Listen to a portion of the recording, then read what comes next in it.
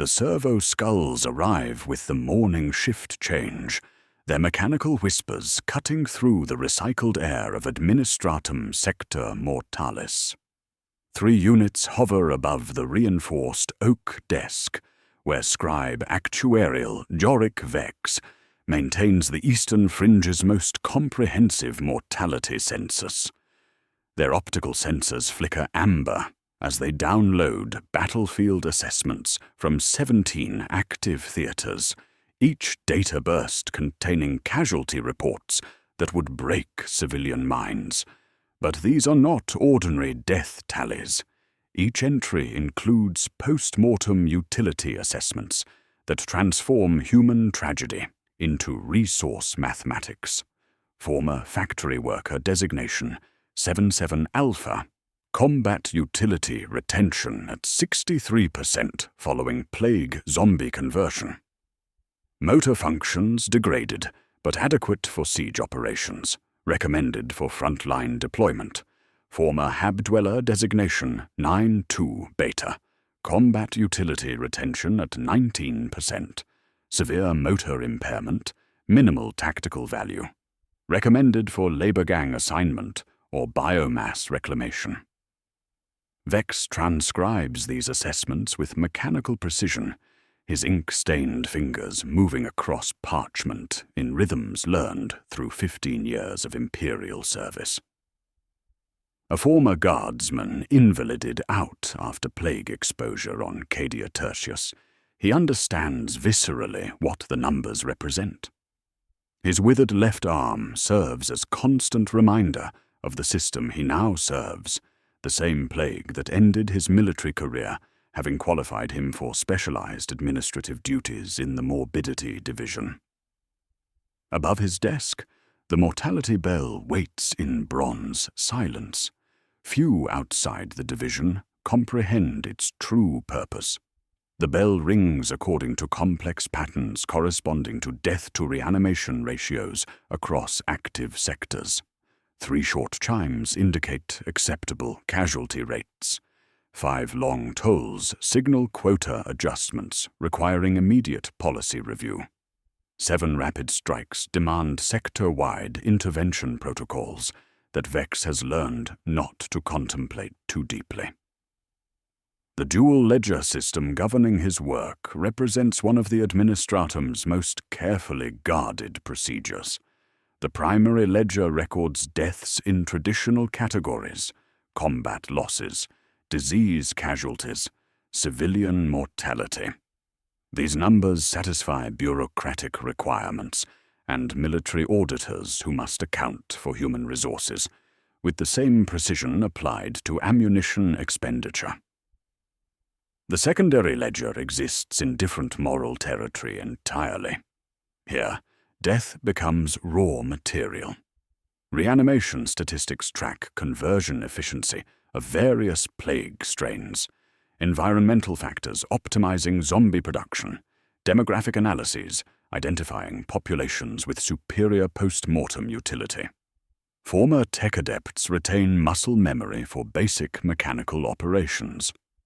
Former guardsmen maintain tactical conditioning invaluable in assault formations.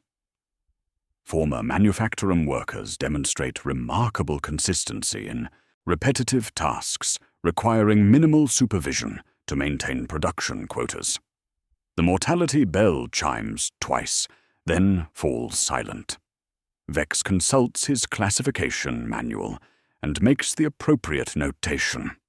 Reanimation rates in Sector Tertius have exceeded projections by 12%. This triggers cascading administrative responses rippling through Imperial command structures. Supply requisitions will shift to accommodate increased zombie asset management. Medical personnel will receive updated protocols for optimizing conversion rates. Guard regiments will adjust tactical doctrines, incorporating larger numbers of reanimated auxiliaries. What emerges from this bureaucratic machinery is a system that transforms catastrophe into logistics with terrifying efficiency. Plague outbreaks become resource opportunities. Civilian casualties become tactical assets. Human tragedy becomes administrative routine. The Imperium has developed institutional reflexes, converting horror into procedure so seamlessly that even system operators rarely grasp full implications. Servo Skull Mortis 7 deposits its final data slate, containing casualty projections for the Armageddon campaign's next phase. Vex reviews preliminary assessments and discovers troubling mathematics. Projected reanimation rates exceed current deployment capacity by 37%. This surplus of zombie assets creates logistical problems requiring policy intervention at sector level. His records reference acceptable reanimation thresholds that shift monthly based on strategic requirements. Stage 1. Casualties maintain 40% conversion probability. Stage 2 reaches 78% under optimal conditions. Stage 3 approaches near certainty with proper environmental controls. These are not medical classifications, but resource projections, quotas disguised as emergency metrics. The servo skulls hover in patient formation, waiting to carry his assessments to recipients whose identities remain classified above his clearance level. Their mechanical patience mirrors his own bureaucratic conditioning, the systematic transformation of Imperial citizens into expendable assets processed with clinical detachment. Vex reaches for the Mortality Bell's activation cord, preparing to signal appropriate response protocols. As his fingers touch the bronze chain, questions surface from depths of administrative training. Who benefits when the dead outnumber the living? The answer exists somewhere in classified response protocols governing the bell's various chiming patterns, hidden within acceptable reanimation thresholds, suggesting quotas rather than catastrophe management. The Mortality Bell awaits his decision, its bronze surface reflecting amber servo skull optics as data streams flow toward destinations he will never see, carrying assessments that will reshape the mathematics of Imperial death across 3 sectors of endless war. The Mortality Bell's bronze reverberations carry beyond Vex's administrative sector, triggering data releases throughout the Administratum's medical archives. In the sealed chirurgeons beneath Sector Mortalis, Magos biologist Theron Vex Mortis receives the coded chimes as operational parameters rather than alarm. 5 long tolls indicate quota adjustments requiring immediate pathological review. The bell does not signal emergency, but calibration, a mechanical prayer answered by mechanical precision.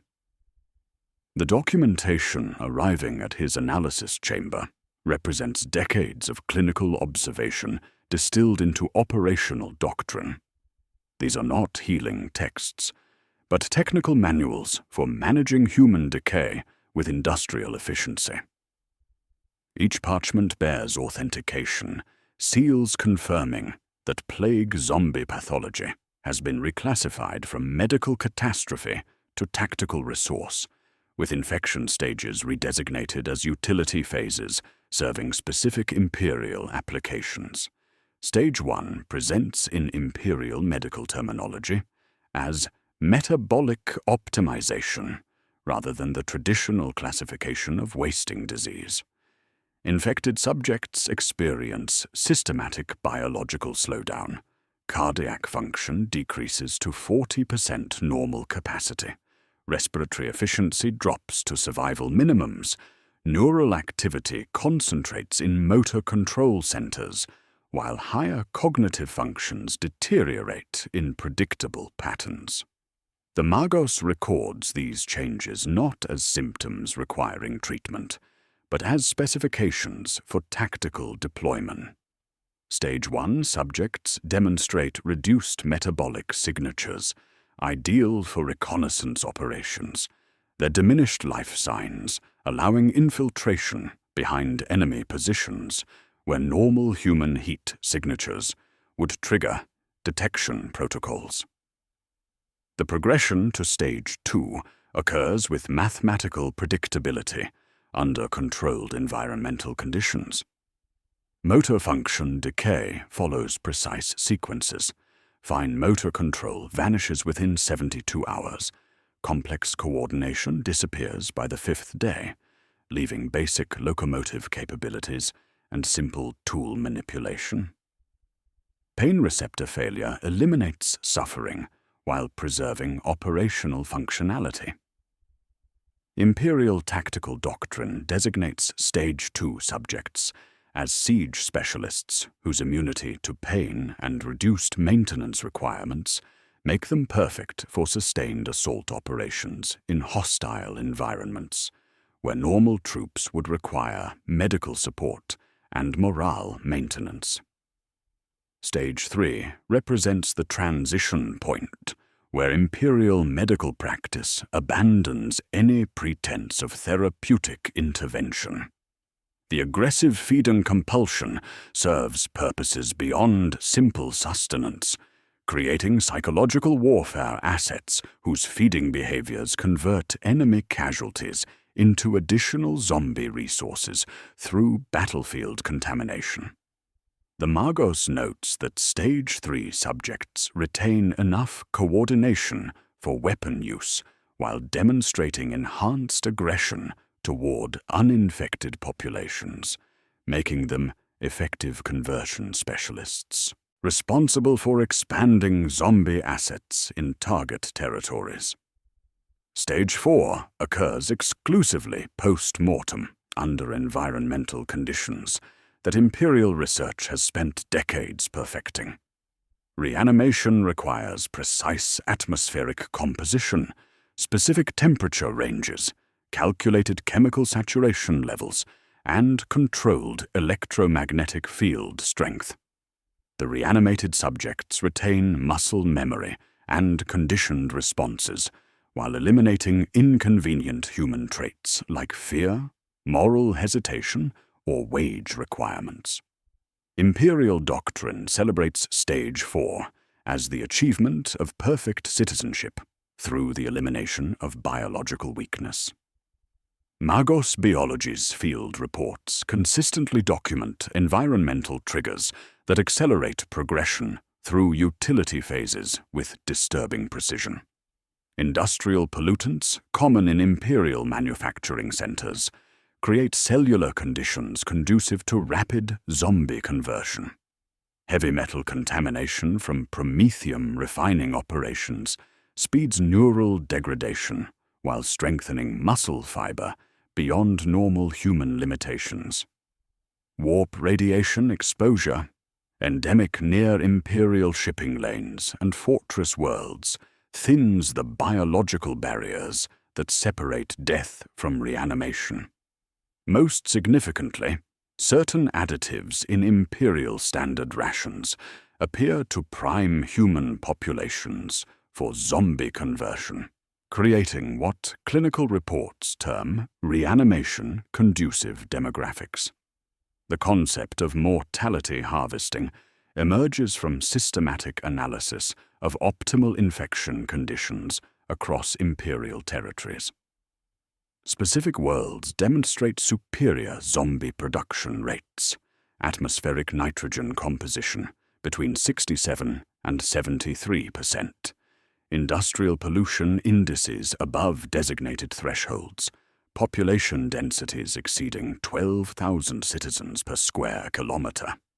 These conditions can be artificially maintained through careful industrial policy and environmental management, effectively transforming entire planets into zombie production facilities disguised as normal Imperial colonies. Supplementary documentation from Medicae Majoris Elena Voss reveals patterns that transcend coincidence.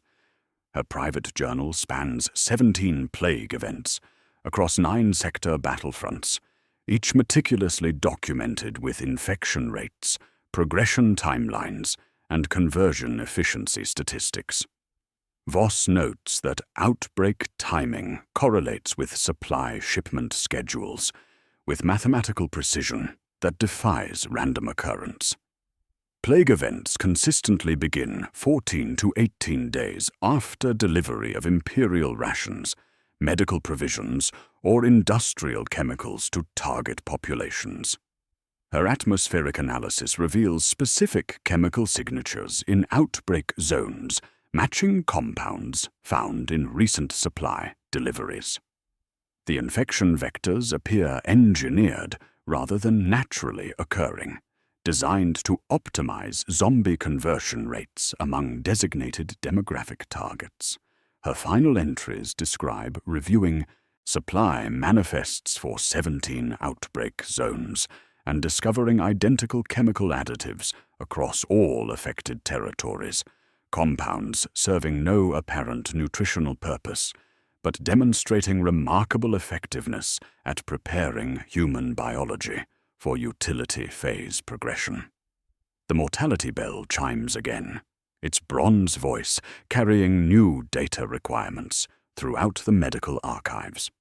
Vex understands that these signals coordinate not emergency response, but production metrics, with each chime triggering adjustments to supply shipment schedules that will determine infection timing across multiple sectors. The utility phases represent manufacturing specifications rather than disease stages, while environmental triggers constitute quality control measures, ensuring optimal zombie asset production under the cover of routine Imperial logistics. The supply shipment correlations that Medicae Majoris Voss documented trace their origins to worlds that exist in Imperial records as productive agricultural colonies, while serving purposes that extend far beyond conventional farming. These territories represent the systematic evolution of opportunistic zombie production into controlled industrial cultivation, transforming entire planets into gardens where human decay blooms according to carefully maintained schedules. Agri-World Morteus Prime exemplifies this sophisticated infrastructure supporting what Imperial doctrine terms mortality harvesting. Official planetary records list grain production, livestock management, and protein synthesis as primary economic functions. Inspection teams from the Administratum Terrarum find fields of corpse starch wheat, processing facilities for standard Imperial rations, and population centers maintaining acceptable productivity metrics. Yet beneath this agricultural facade operates secondary infrastructure that requires deeper examination to comprehend its true purpose. The atmospheric composition on Morteus Prime has been calibrated through decades of industrial policy to maintain what Imperial environmental standards classify as acceptable corruption levels. Windbreaks of rust scab pylons rise between crop strips, their galvanic filaments humming at frequencies calculated by tech priest genitors to regulate spore bloom density. Nitrogen saturation hovers at 69%, precisely within the range that accelerates zombie conversion without triggering purity protocols. Heavy metal concentrations from controlled mining operations create cellular conditions conducive to reanimation while remaining technically within Imperial environmental standards.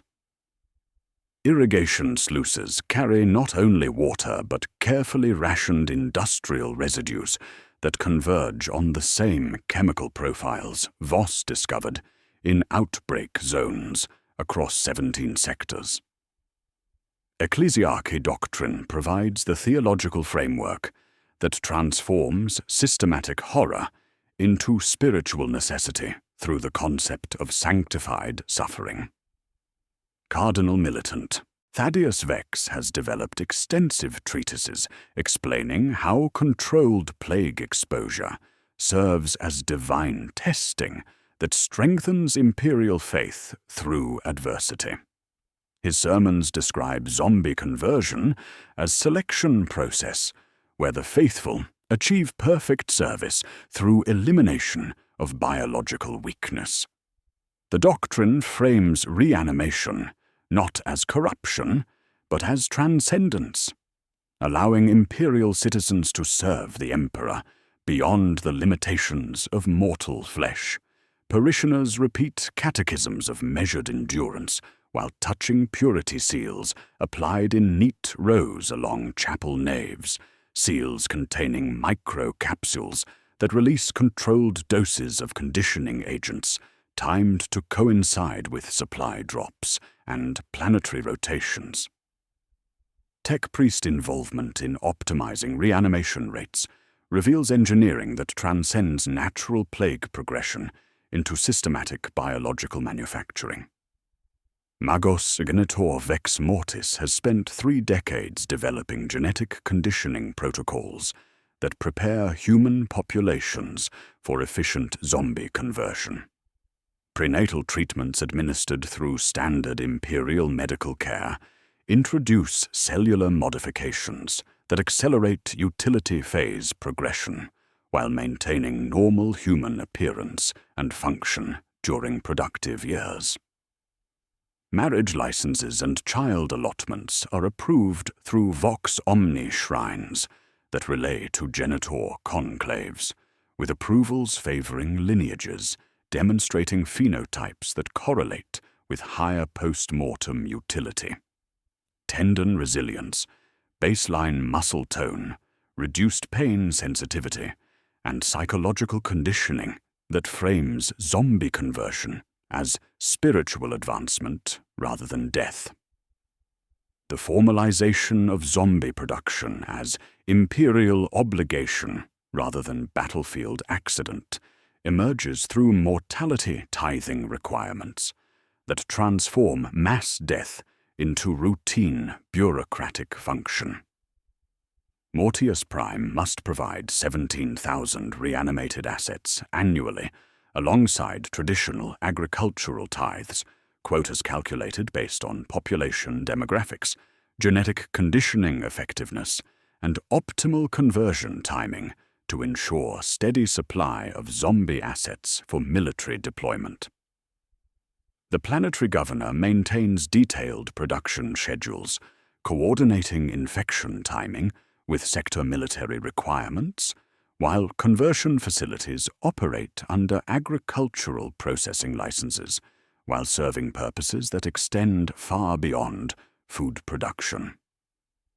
Imperial bureaucracy has normalized this systematic horror through categorization systems that obscure moral implications beneath procedural efficiency.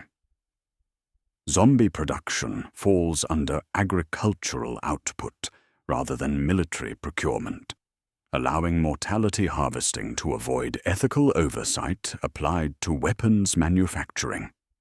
Environmental manipulation appears as standard terraforming operations while serving to optimize human decay.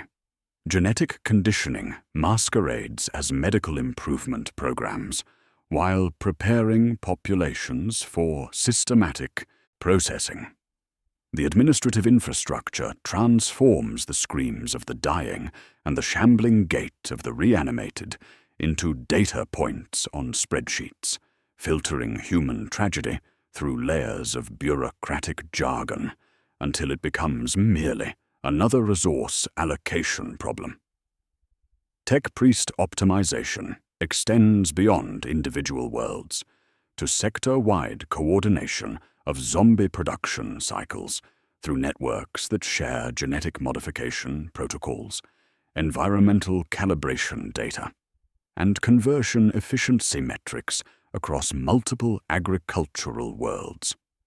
This systematic approach ensures consistent zombie asset quality while maintaining production schedules that meet military demand, suggesting decades of research and development, treating human death as industrial process rather than tragic accident.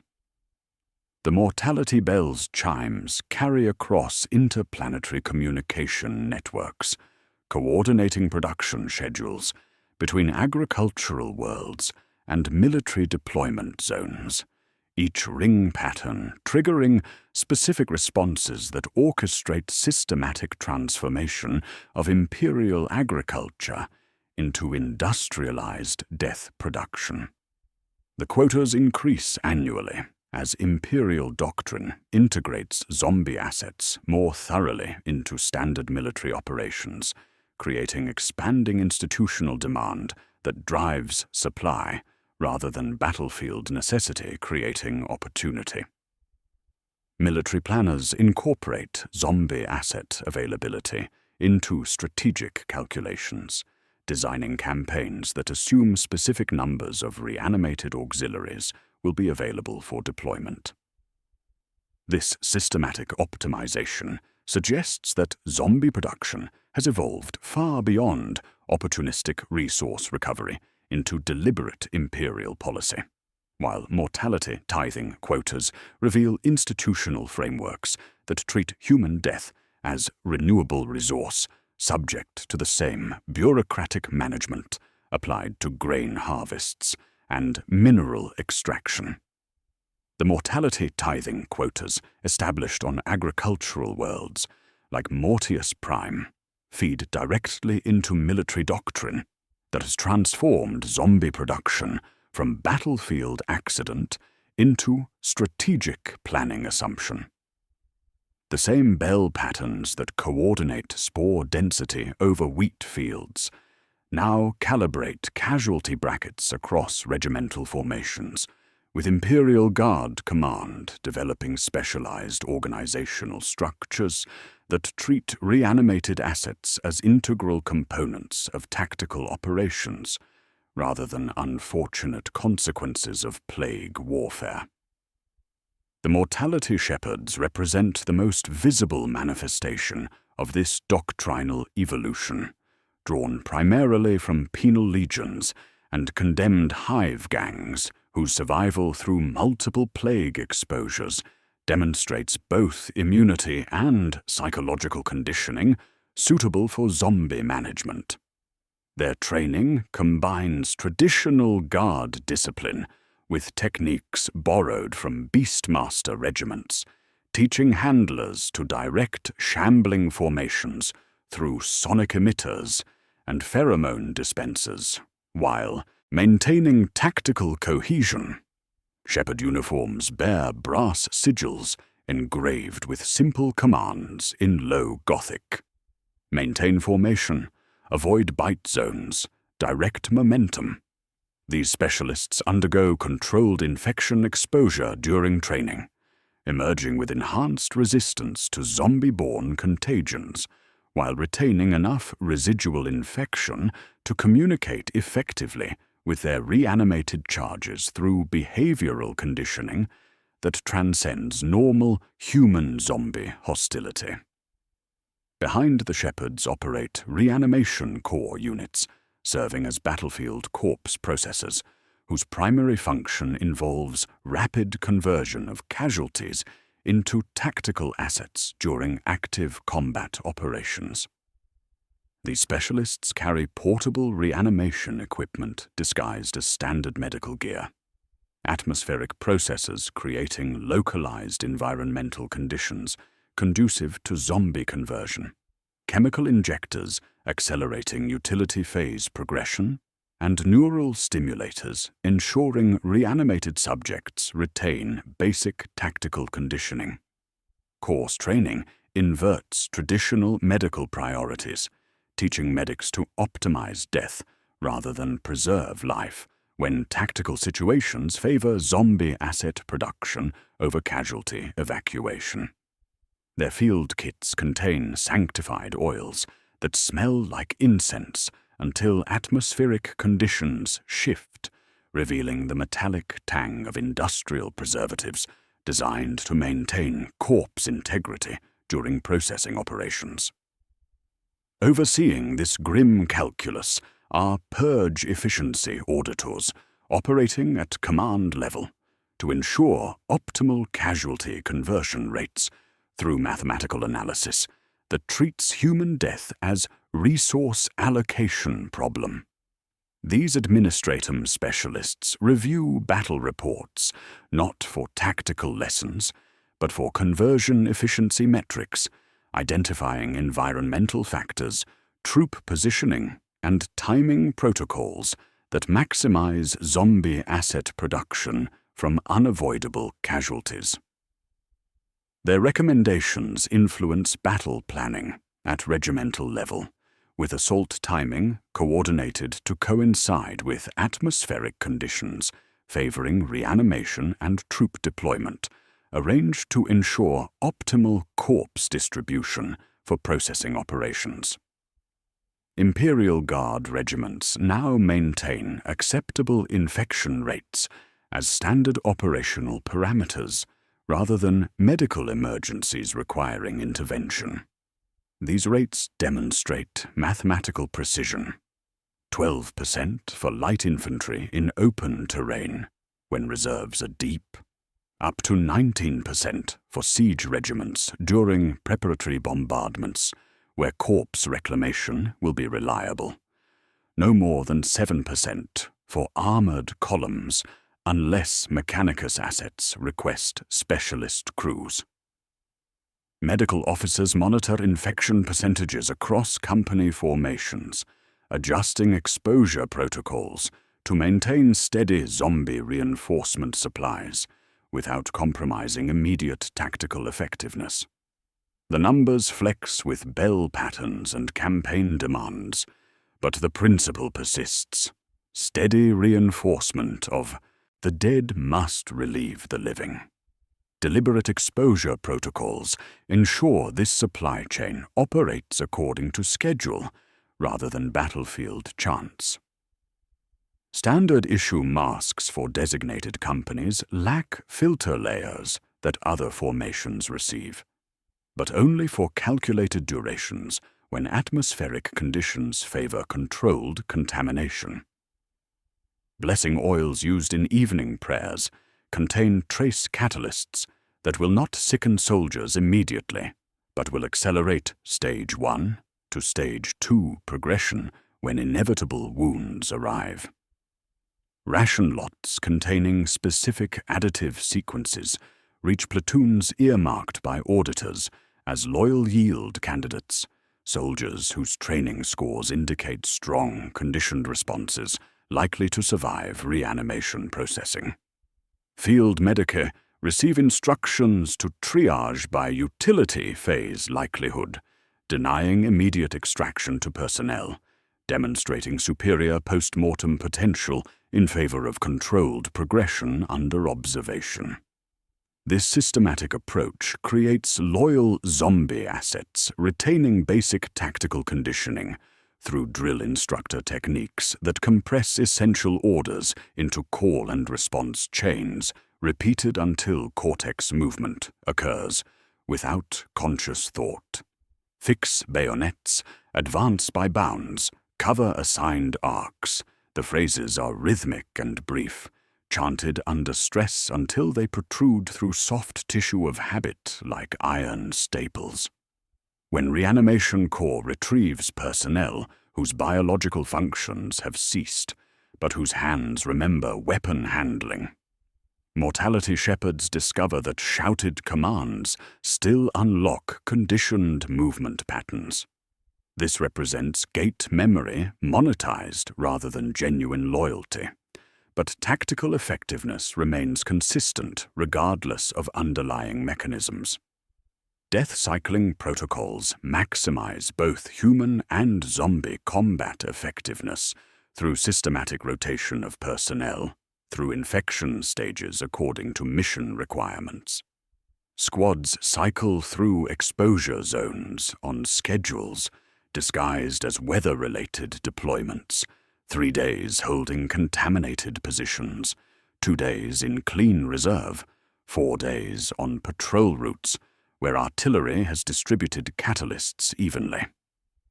This produces staggered utility phase progression within individual units. Stage 1 scouts whose reduced metabolic signatures suit reconnaissance operations. Stage 2 breachers whose pain immunity suits minefield clearance. Fresh corpses for processing when atmospheric conditions favor strength retention. Survivors return to active duty before complete recovery, because doctrine graphs show overlap windows where living soldiers fight most effectively, while fear circuits undergo systematic degradation. Commissariat enforcement ensures compliance through mortality quota management that treats resistance to infection orders as cowardice and disloyalty. Red-trimmed greatcoats carry schedules alongside pistols, with mortality bands read aloud during evening assemblies, announcing daily body quotas, required for operational continuity. Volunteers are requested in tones making refusal indistinguishable from treason, while personnel demonstrating insufficient enthusiasm for controlled exposure receive rations from different supply lots containing additives that accelerate conversion timing. When direct resistance occurs, executions employ terminal ballistics optimized for corpse preservation rather than immediate lethality, ensuring even disciplinary actions contribute to zombie asset production quotas. The economic logic driving this systematic integration emerges clearly in efficiency analyses, treating human life as expendable resource subject to optimization through processing. Zombie assets require no food rations, eliminating logistical burdens consuming significant resources during extended campaigns. They demand no monetary compensation while maintaining combat capability. Most significantly, they demonstrate no morale degradation under adverse conditions, eliminating psychological warfare vulnerabilities affecting living troops during prolonged exposure to horror and privation. Purge efficiency. Auditors document yield improvements of 4 to 6% wherever death cycling protocols are properly implemented, with cost savings in logistics when zombie auxiliaries shoulder ammunition loads and breach defensive obstacles. Commissar Major Thaddeus Vex summarizes this doctrine in reports that will travel across Vox networks and administrative archives. Zombie assets require no pay, no food, no rest periods, and no morale maintenance. They neither desert nor demonstrate dissent. They serve without complaint, regardless of environmental conditions or mission duration.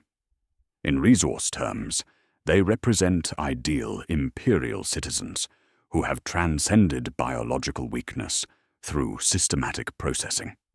The systematic optimization suggests decades of research treating human death as renewable resource, while commissariat mortality quotas reveal institutional frameworks prioritizing zombie production over soldier survival, indicating that loyal zombie conditioning represents sophisticated psychological programming, surviving biological death to ensure continued imperial service beyond the limitations of mortal flesh.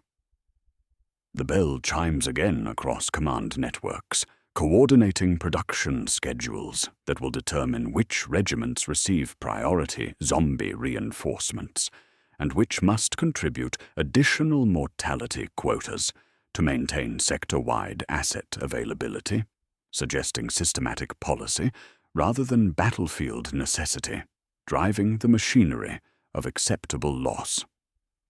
The systematic policy driving commissariat mortality quotas extends its reach beyond military formations through economic mechanisms that transform the mortality bell's bronze chimes from coordination signals into market indicators. When the bell tolls across Imperial communication networks, its patterns trigger not only zombie production schedules, but financial instruments that convert human suffering into bureaucratic revenue streams.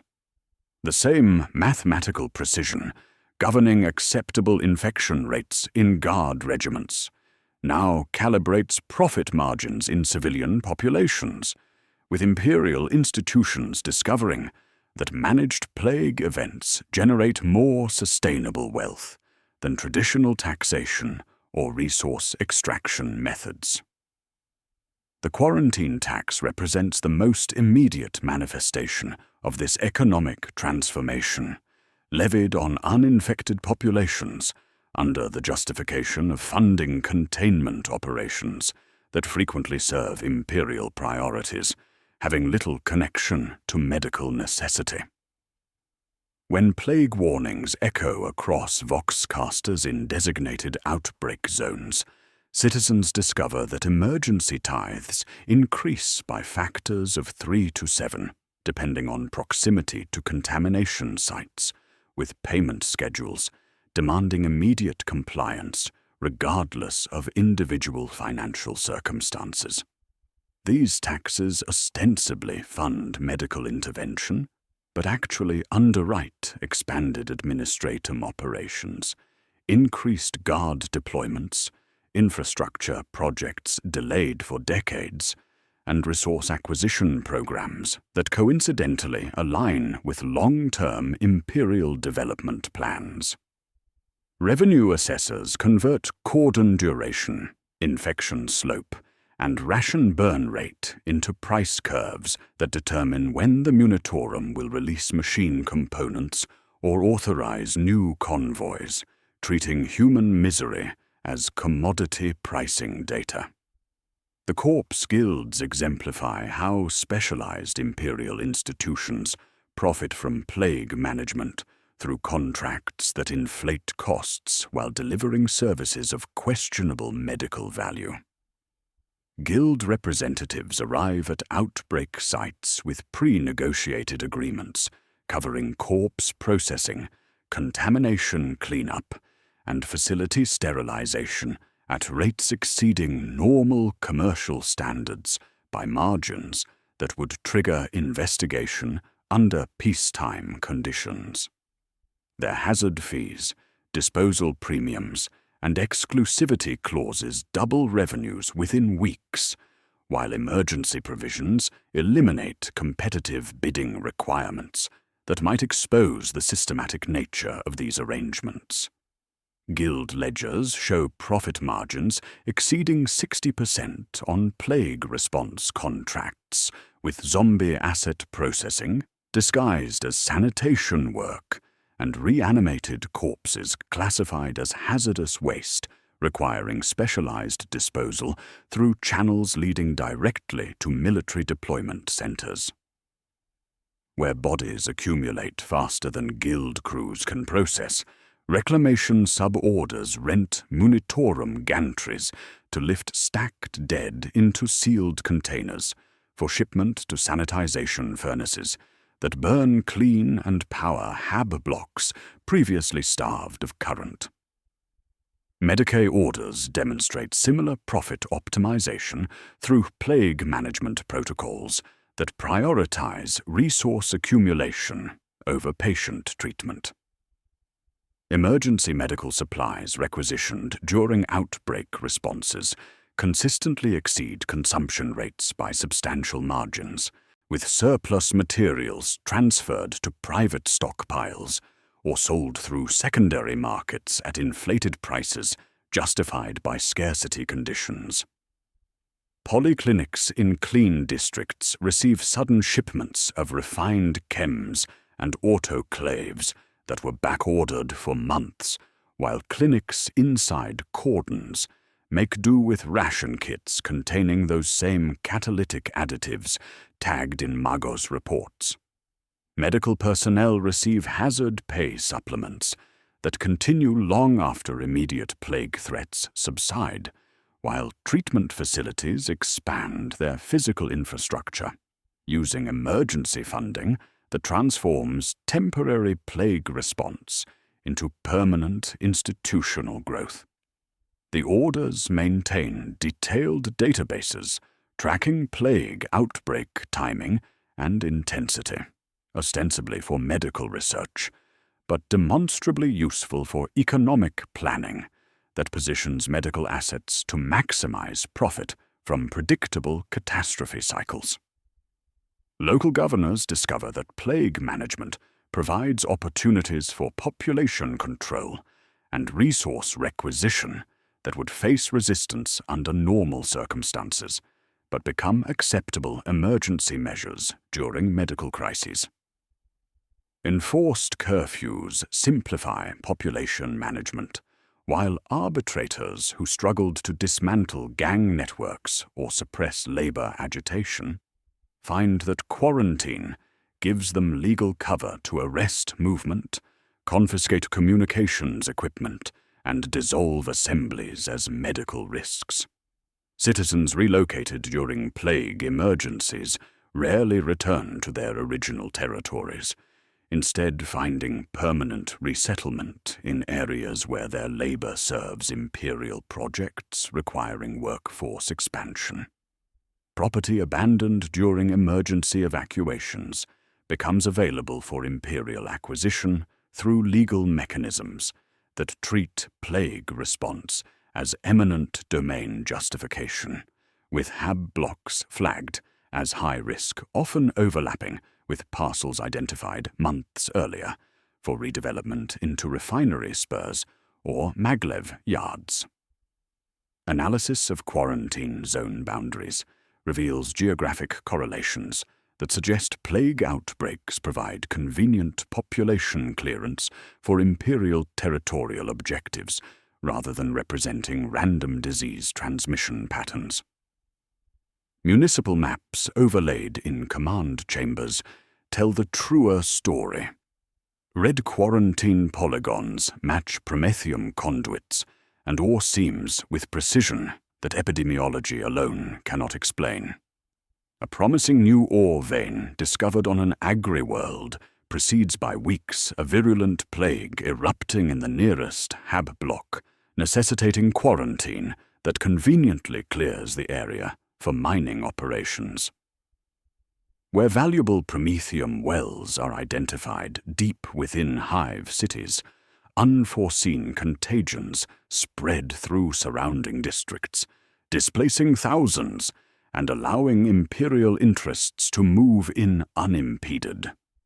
Outbreak zones consistently encompass areas containing valuable mineral deposits, strategic transportation routes, or territories suitable for industrial development that face civilian resistance under normal circumstances, with containment protocols serving dual purposes of plague control and territorial seizure.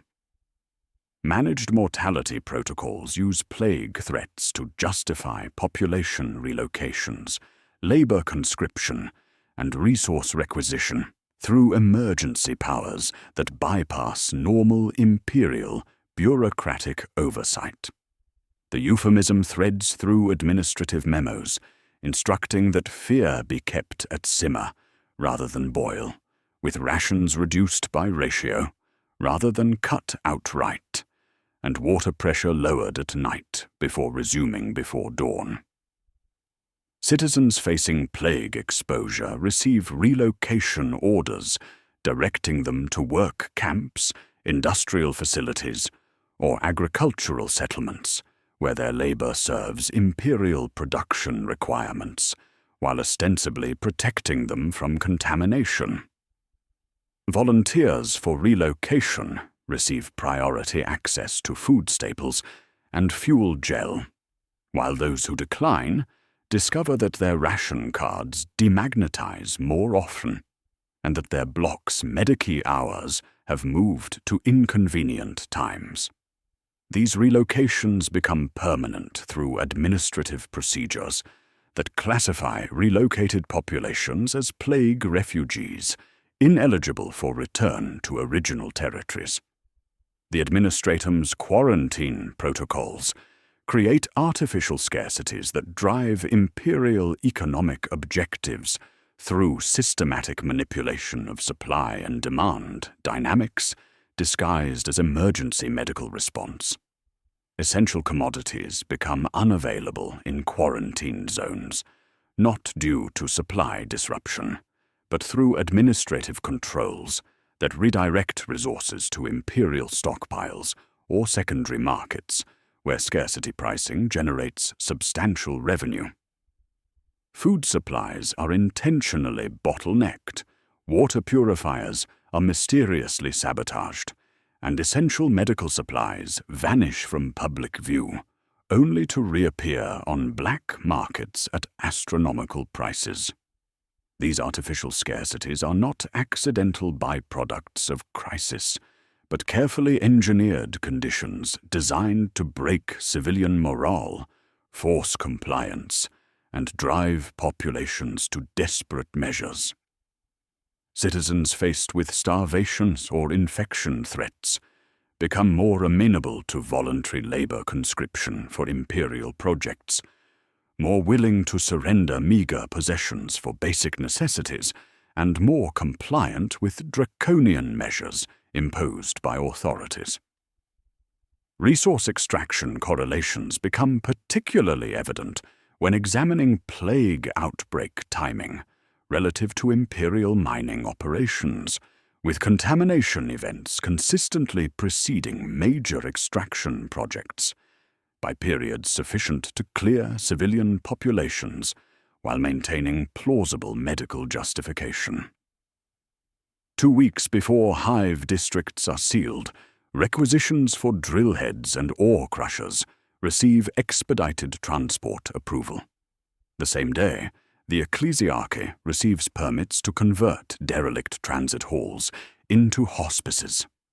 3 days later, Arbites suspend travel papers for affected districts on medical grounds. When cordons lift months later, hospices stand empty while shaft mouths glitter with fresh paint, the sick having moved on to barracks upriver and ledgers beneath. Mining equipment arrives in formerly plague-affected areas with suspicious promptness, suggesting pre-positioned assets waiting for population removal, rather than opportunistic resource exploitation following unexpected plague events. The systematic nature of this economic exploitation emerges through administrative documentation, revealing that artificial scarcities are planned components of plague response protocols, rather than unfortunate side effects of emergency measures. Imperial institutions maintain strategic reserves of essential commodities that remain untapped during plague events, while civilian populations face shortages, indicating deliberate scarcity creation rather than supply disruption. Price controls implemented during plague emergencies consistently favor imperial institutions while imposing hardship on civilian populations, with emergency regulations remaining in effect long after medical justification expires. The quarantine tax sunsets formally and persists informally as exceptional surcharge to support ongoing vigilance, while prices in clean districts remain high by habit long after supply lines reopen. What appears as medical cordon reads, in aggregate, as frontier-making within imperial territories, moving lines that clear ground for projects too urgent or lucrative to wait for legal consent. The scarcity is engineered with the finesse of siege warfare and the politeness of clinical procedure, transforming human suffering into bureaucratic profit through systematic manipulation of plague response mechanisms. Those who profit learn to read bell patterns as market signals rather than warnings, with guild masters anticipating new lots coming to auction, governors preparing to declare emergency powers, and munitorum brokers quietly adjusting bids on mineral futures and labor quotas when bronze tolls at certain intervals.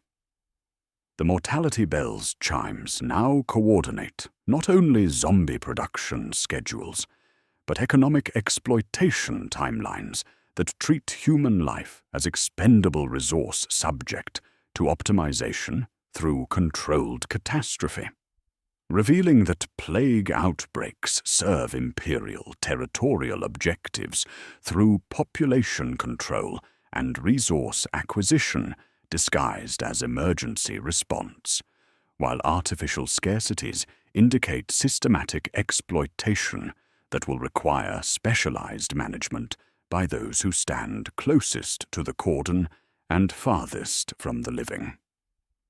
The artificial scarcities and territorial clearances orchestrated through quarantine protocols require specialized personnel to manage the human resources that emerge from controlled plague events. At the boundary where economic procedure meets military doctrine, mortality shepherd barracks squat like kennels against manufactorum loading bays, their reinforced walls containing units that serve as the critical interface between imperial policy and reanimated assets. These facilities house personnel whose recruitment, conditioning, and systematic degradation represent decades of institutional refinement in managing the unliving workforce that imperial economics increasingly demands. The recruitment streams feeding shepherd units follow two calculated currents that target populations whose circumstances eliminate moral objections while providing natural preparation for zombie management duties. Penal Legion survivors constitute the primary recruitment pool, selected specifically from convicts who demonstrated infection resistance during controlled plague exposures within correctional facilities. These individuals emerge from experiences that killed weaker prisoners, their survival indicating biological durability and psychological conditioning suitable for extended zombie contact. Their criminal records eliminate ethical concerns about duties involving systematic horror, while their demonstrated pain tolerance and ability to function under conditions that would incapacitate normal humans makes them ideal candidates for specialized service. Underhive populations provide secondary recruitment through individuals whose environmental conditioning offers natural preparation for handler duties.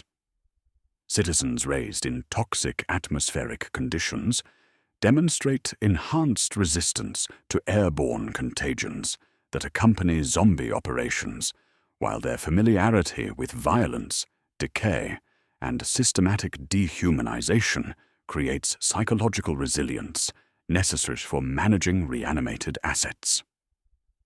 Gang members who survived territorial conflicts involving plague weapons receive priority consideration, particularly those who demonstrated leadership capabilities while coordinating with infected allies during underhive warfare.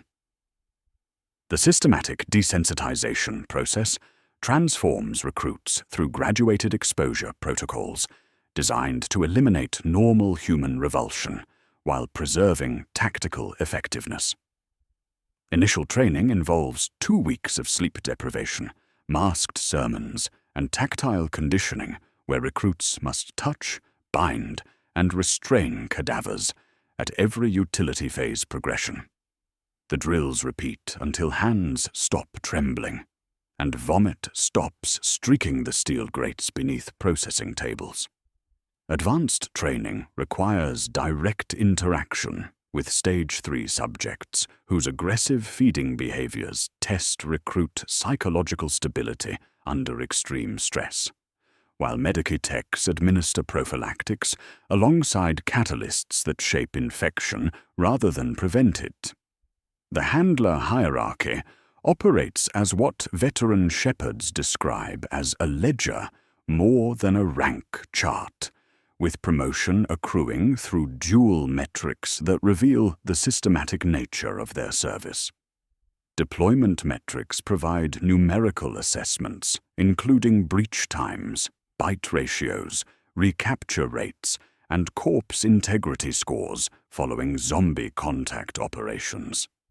Stigmata counts represent biological markers tracked with equal precision, documenting controlled lesions at non-critical sites and pustule clustering within approved geometric patterns that handlers call the Emperor's fingerprints, while Mechanicus adepts use clinical terminology for the same systematic corruption. Those who remain too clean for too long face reassignment as unreliable, while those who flower too quickly receive hospice detail with a cleric and morphia ampules. Daily operations within mature shepherd companies follow routines that transform horror into procedure through liturgical conditioning and technical precision. Each dawn watch begins with recitation of the Shepherd's Creed, in cadences that smooth fear into duty through repeated affirmations. I keep what the Emperor sends me. I bind what would wander. I lead what cannot think. I am the wall that does not sleep. Equipment checks follow standardized protocols, where sonic wands are calibrated against manufactorum klaxons. Pheromone canisters are weighed until pellets rattle like rosary beads, and leash lengths are adjusted to territorial requirements that determine zombie formation spacing.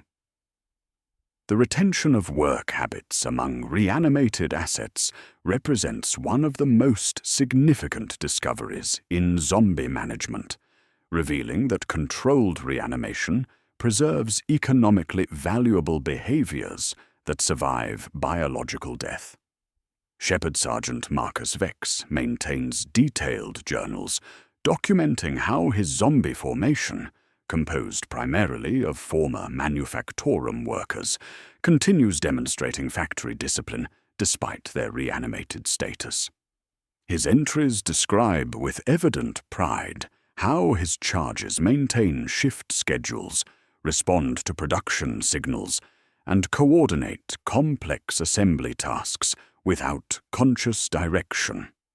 When presented with recorded shift bells from their former employment, the reanimated workers shamble into formation lanes and establish spacing that matches conveyor safety regulations with mathematical precision.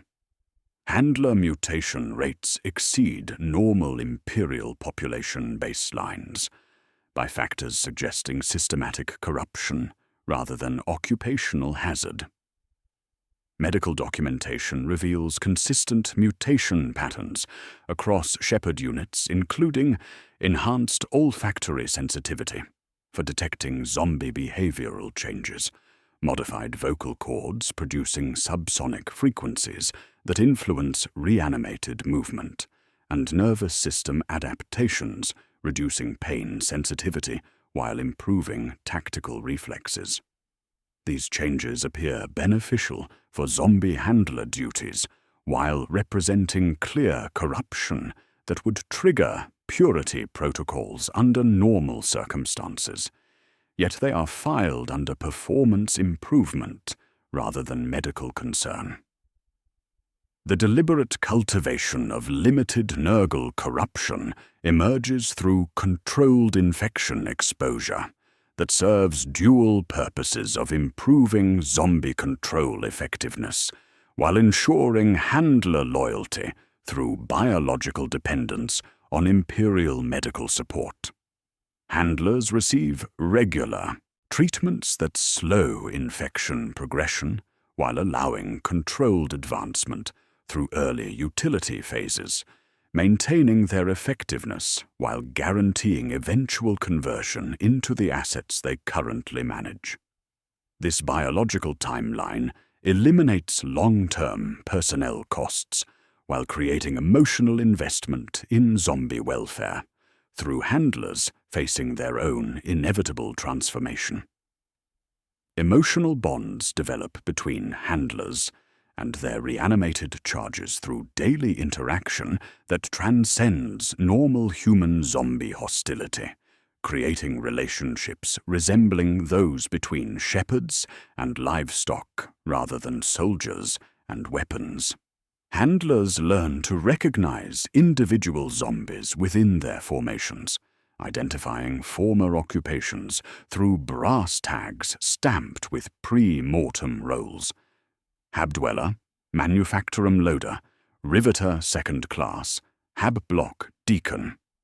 These identifications influence tactical deployment decisions, while fostering protective instincts that ensure optimal zombie feeding schedules, environmental conditions, and maintenance procedures. The systematic nature of behavioral retention becomes evident through observations extending beyond coincidence into controlled reanimations protocols designed to preserve work-related neural pathways while eliminating inconvenient human traits. Former factory crews respond to shift sirens by shambling into lanes and establishing spacing at conveyors that no longer move, then beginning rote motions of lift, carry, return when presented with familiar audio cues. Shepherds exploit this conditioning during assault operations, where a loader's cadence will push against bulkheads in synchrony, while a riveter's muscle memory makes them cluster at structural seams where weld lines provide guidance. Vex's journal entries reveal the pride handlers take in zombie work retention, describing how Unit 743 Gamma maintains perfect 63 cycles per minute on casing press operations despite motor function degradation. He writes that such dedication shames the living, noting how his reanimated workers demonstrate knowledge of safety procedures, equipment operation, and production quotas, suggesting their conversion specifically preserved economically valuable conditioning. Most significantly, they approach factory duties with single-minded focus, eliminating productivity losses from distraction, illness, or wage demands that affect living workers. The handler mutation progression enabling this level of zombie control effectiveness suggests systematic corruption carefully calibrated to improve operational capability while maintaining institutional deniability about deliberate chaos influence. The controlled reanimation preserving useful behaviors demonstrates sophisticated neural preservation techniques, transcending battlefield necessity into systematic labor management through biological processing. Handler journals document zombie work habits with pride, revealing institutional conditioning that treats reanimated workers as improved versions of their former human selves, suggesting zombie conversion represents optimization rather than corruption in Imperial thinking. These observations indicate that Shepherd culture serves as proof-of-concept operations, demonstrating zombie workforce management viability beyond military applications. The emotional bonds between handlers and charges, combined with theological justifications framing infection as spiritual advancement, suggest institutional frameworks preparing for expanded zombie integration into Imperial society. Handler mutation rates and zombie behavioral retention reveal research programs developing optimal human-zombie interface protocols, enabling systematic conversion of Imperial populations into reanimated labor forces while maintaining operational effectiveness through biological and psychological conditioning, treating death as career advancement rather than termination, while the systematic preservation of work habits indicates controlled reanimation designed to maintain economic productivity through biological processing that transforms Imperial citizens into tireless workers requiring no wages, rest, or moral consideration. The systematic preservation of work habits documented in handler journals transforms from theoretical observation into operational reality during the coordinated purification of Hive Mortalis, sector designation 7 Alpha 9. The operation demonstrates the full scope of Imperial zombie management infrastructure through synchronized deployment of multiple institutions executing protocols that convert systematic horror into bureaucratic routine with industrial precision. At 0347 hours, the Mortality Bell's opening sequence echoes across Hive Mortalis through Vox networks connecting 17 administrative sectors. 3 short chimes, followed by sustained bronze resonance, signal the commencement of quarantine procedures to Imperial citizens, while simultaneously activating demographic targeting systems calibrated through months of preparatory analysis. The Administratum's Morbidity Division releases population databases identifying optimal conversion candidates based on occupation, age, genetic markers, and psychological profiles indicating likelihood of successful behavioral retention post-mortem.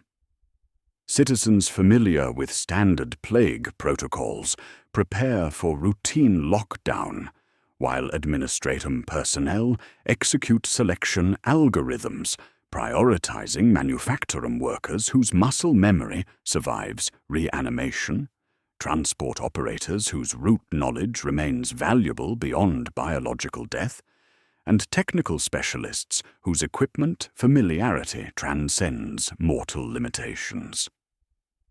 The demographic data flows through encrypted channels to deployment teams whose tactical briefings emphasize conversion efficiency over casualty minimization, revealing operational objectives focused on resource acquisition rather than population protection.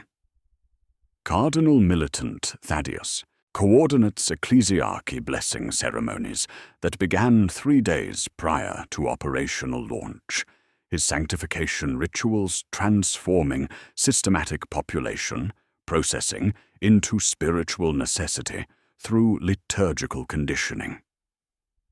Evening prayers distribute blessing oils containing catalytic compounds, accelerating utility phase progression when atmospheric conditions shift, while confession booths collect intelligence on citizen psychological states, useful for predicting resistance patterns. The theological framework frames coming events as divine mercy, allowing faithful Imperial citizens to achieve perfect service through elimination of biological weakness. Tech priest deployment teams install atmospheric processors throughout target districts under cover of routine maintenance operations, their equipment creating localized environmental conditions, optimizing reanimation success rates while maintaining plausible medical justification. Magos Biologis. Theron supervises calibration procedures, ensuring optimal nitrogen saturation, controlled spore density, and electromagnetic field strength coordinated with guard deployment schedules to maximize processing efficiency while preventing asset loss through premature decomposition. The Mortality Bell's second sequence triggers deployment of specialized Imperial Guard units, treating living and undead populations as resources requiring different management approaches. Mortality Shepherds establish perimeter control using sonic barriers, channeling civilian movement toward processing centers while preventing escape from designated conversion zones. Their equipment includes portable reanimation devices disguised as medical gear, atmospheric processors, chemical injectors, and neural stimulators ensuring optimal corpse quality during conversion operations. At street level, the operation maintains its charitable facade, through red-robed confessors, offering thin wafers and reassuring words, while administering mortis benedictus rites, whose blessing oils carry metallic odors that citizens notice only after the substances have dried on their foreheads. Medici stations perform cursory scans and stamp data slates before directing families through ration lines, moving with suspicious efficiency. Guard units overseeing the queues wear filter masks with deliberately missing layers, while carrying slates ranking citizens by utility markers. Past employment, housing tier, previous inoculations, devotional regularity. The first transformation occurs administratively rather than biologically. Vox traffic shifts from request protocols to progress reports as atmospheric processors activate at 0623 hours, releasing airborne agents, beginning Stage 1 utility phase progression in target populations, while maintaining normal appearance and function for several hours.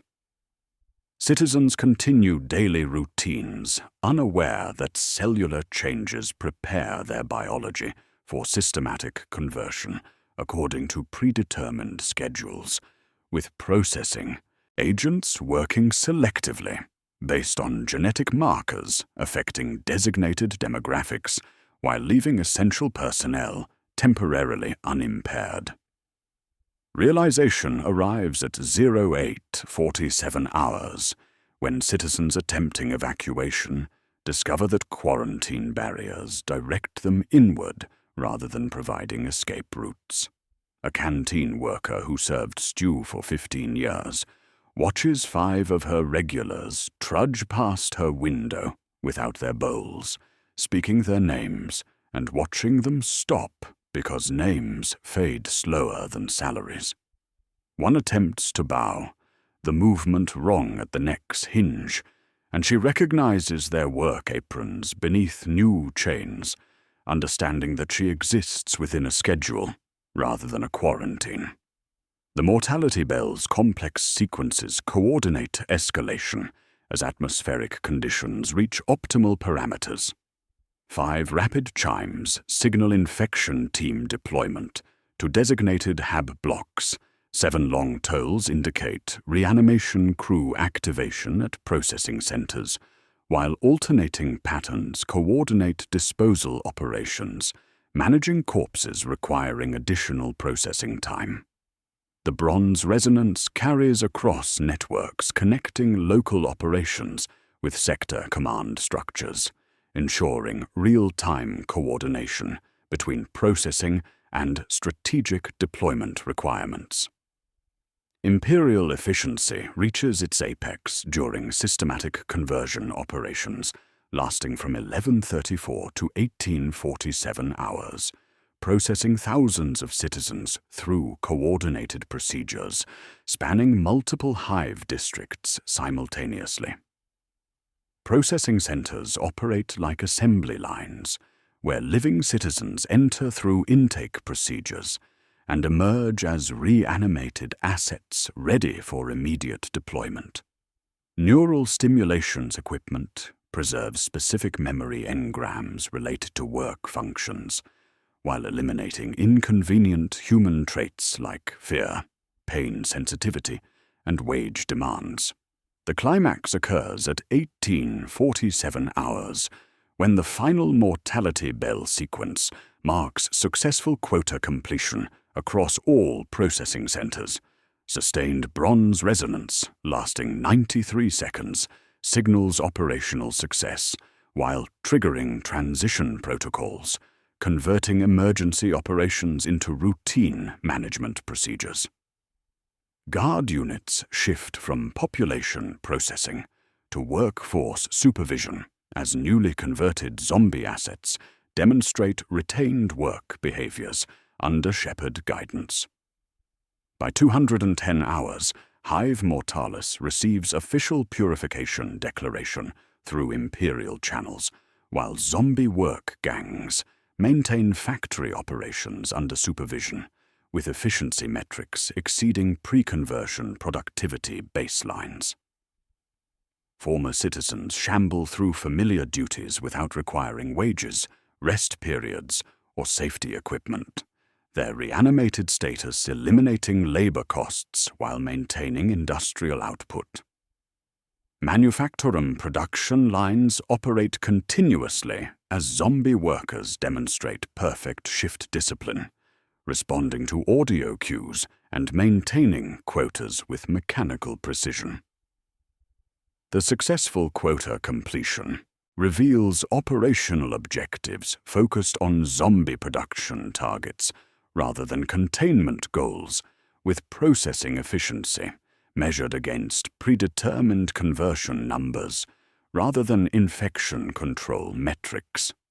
Continued factory operations demonstrate systematic zombie labor integration into Imperial economy, providing cost-effective workforce solutions, eliminating traditional labor management challenges, while generating maximum output for Imperial service through population optimization disguised as medical emergency response. The systematic population processing completed at Hive Mortalis transforms from operational success into commercial opportunity within hours of the final mortality bell sequence. As zombie work gangs maintain factory operations under Shepard supervision, requisition networks activate across Imperial communication channels, treating the thousands of newly processed assets as commodities entering sophisticated procurement systems. The speed of this transition reveals infrastructure prepared for immediate distribution rather than emergency response, suggesting institutional frameworks anticipating successful conversion outcomes through systematic planning rather than battlefield opportunism. Imperial Guard Regiment 47. Tertius submits priority allocation requests within 12 hours of receiving purification confirmation, their procurement documents itemizing zombie assets with the same precision applied to ammunition requisitions. Colonel Vex specifies requirements for assault specialists whose military conditioning survives reanimation, requesting assets with retained weapon handling capabilities and tactical responses preserved through controlled conversion processes. His tactical assessments prioritize Stage 2 and 3 zombie assets, whose pain immunity and expendability provide advantages over living troops in siege operations, where casualty rates would devastate conventional formations. The requisitions detail specific configurations, breach specialists rated by structural demolition capability, assault troops classified by close quarters effectiveness, and support personnel evaluated for logistics retention under hostile conditions. Agri-World Mortius Secundus coordinates harvest labor procurement through channels bypassing traditional conscription protocols while providing workforce solutions, eliminating seasonal labor shortages. Planetary Governor Thaddeus submits bulk allocation requests for agricultural specialists whose muscle memory preserves crop management skills, equipment operation capabilities, and livestock handling techniques transcending biological death. The specifications detail optimal zombie configurations for different agricultural tasks, field workers capable of repetitive harvesting motions, equipment operators retaining machinery familiarity, and processing specialists whose technical knowledge remains accessible through behavioral conditioning that survives reanimation. Forge World. Vex Mortalis demonstrates sophisticated understanding of zombie asset capabilities through technical specifications requesting reanimated tech adepts whose sacred knowledge survives conversion into forms useful for Imperial manufacturing. Magos Fabricator requirements detail specific skill retention parameters, including servo-skull maintenance protocols, machine spirit communion techniques, and sacred oil application procedures, preserved through careful reanimation processes designed to maintain technical competency beyond biological limitations. Their procurement documentation treats zombie tech specialists as sophisticated equipment requiring precise specifications rather than simple labor resources. The Administratum's Resource Allocation Division manages this distribution through standardized contracts treating reanimated assets as commercial commodities subject to routine business procedures. Form 441 Mortis governs maintenance rights and restraint schedules, ensuring optimal zombie functionality throughout lease periods. Form 442 CD indemnifies lessors against heresy audits provided purity seals remain intact and handlers adhere to prescribed catechisms, maintaining theological justification for systematic corruption. Disposal clauses stipulate return to ash within 180 days of performance degradation, falling beneath 90% of initial engram response, unless reconditioning vouchers receive approval through specialized maintenance protocols. The emergence of premium zombie markets reveals systematic targeting of skilled populations whose retained capabilities command elevated prices through discrete trading networks handling high-value reanimated assets. Merchant Factor Elena Voss maintains encrypted procurement channels connecting imperial institutions requiring specialized zombie assets with processing centers capable of selective conversion targeting specific demographic groups. Her ledgers document premium pricing structures where reanimated artisans command rates exceeding living worker costs by factors of 3 to 7, justified through eliminated training expenses and enhanced productivity metrics that survive biological death. These premium markets operate through advanced coordination, allowing pre-positioning of acquisition teams and specialized reanimation equipment designed to preserve particular skill sets during conversion processes. A reanimated remembrancer, whose hand still knows portraiture techniques, commands prices equivalent to small starships due to artistic capabilities requiring decades of living training. Former heralds whose gait maintains proper ceremonial bearing enable crowd control applications through retained social conditioning. Reanimated engineers whose fingers twitch toward cog-toothed wheels demonstrate sacred knowledge, preservation, transcending mortal limitations, making them invaluable for mechanicus operations requiring technical expertise without full augmetic conversion. Costs.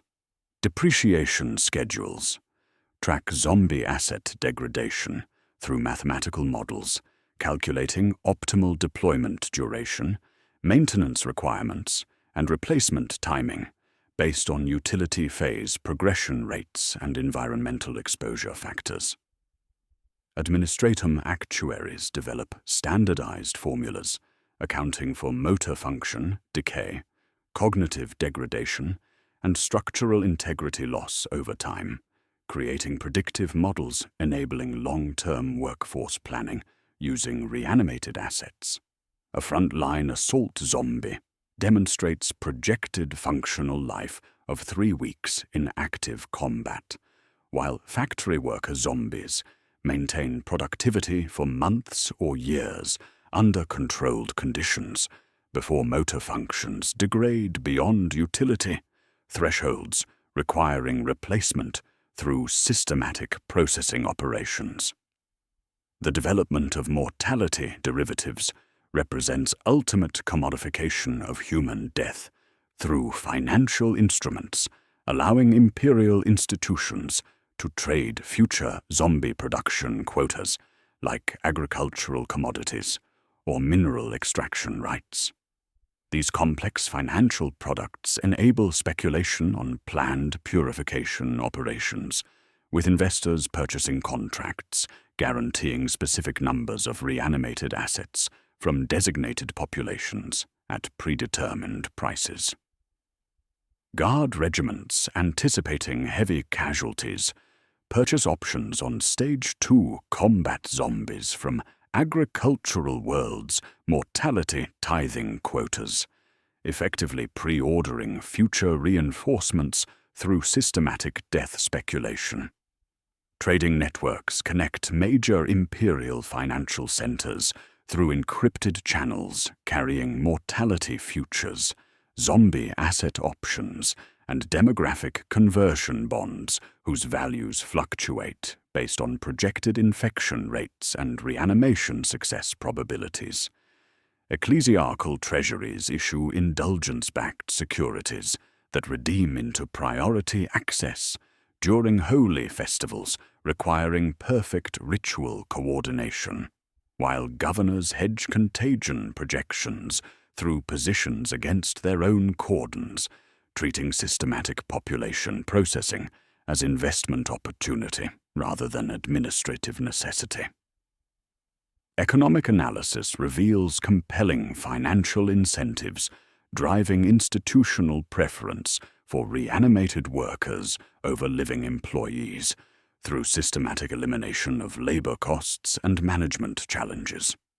Zombie assets require no wage payments, eliminating ongoing labor expenses while maintaining or exceeding productivity baselines.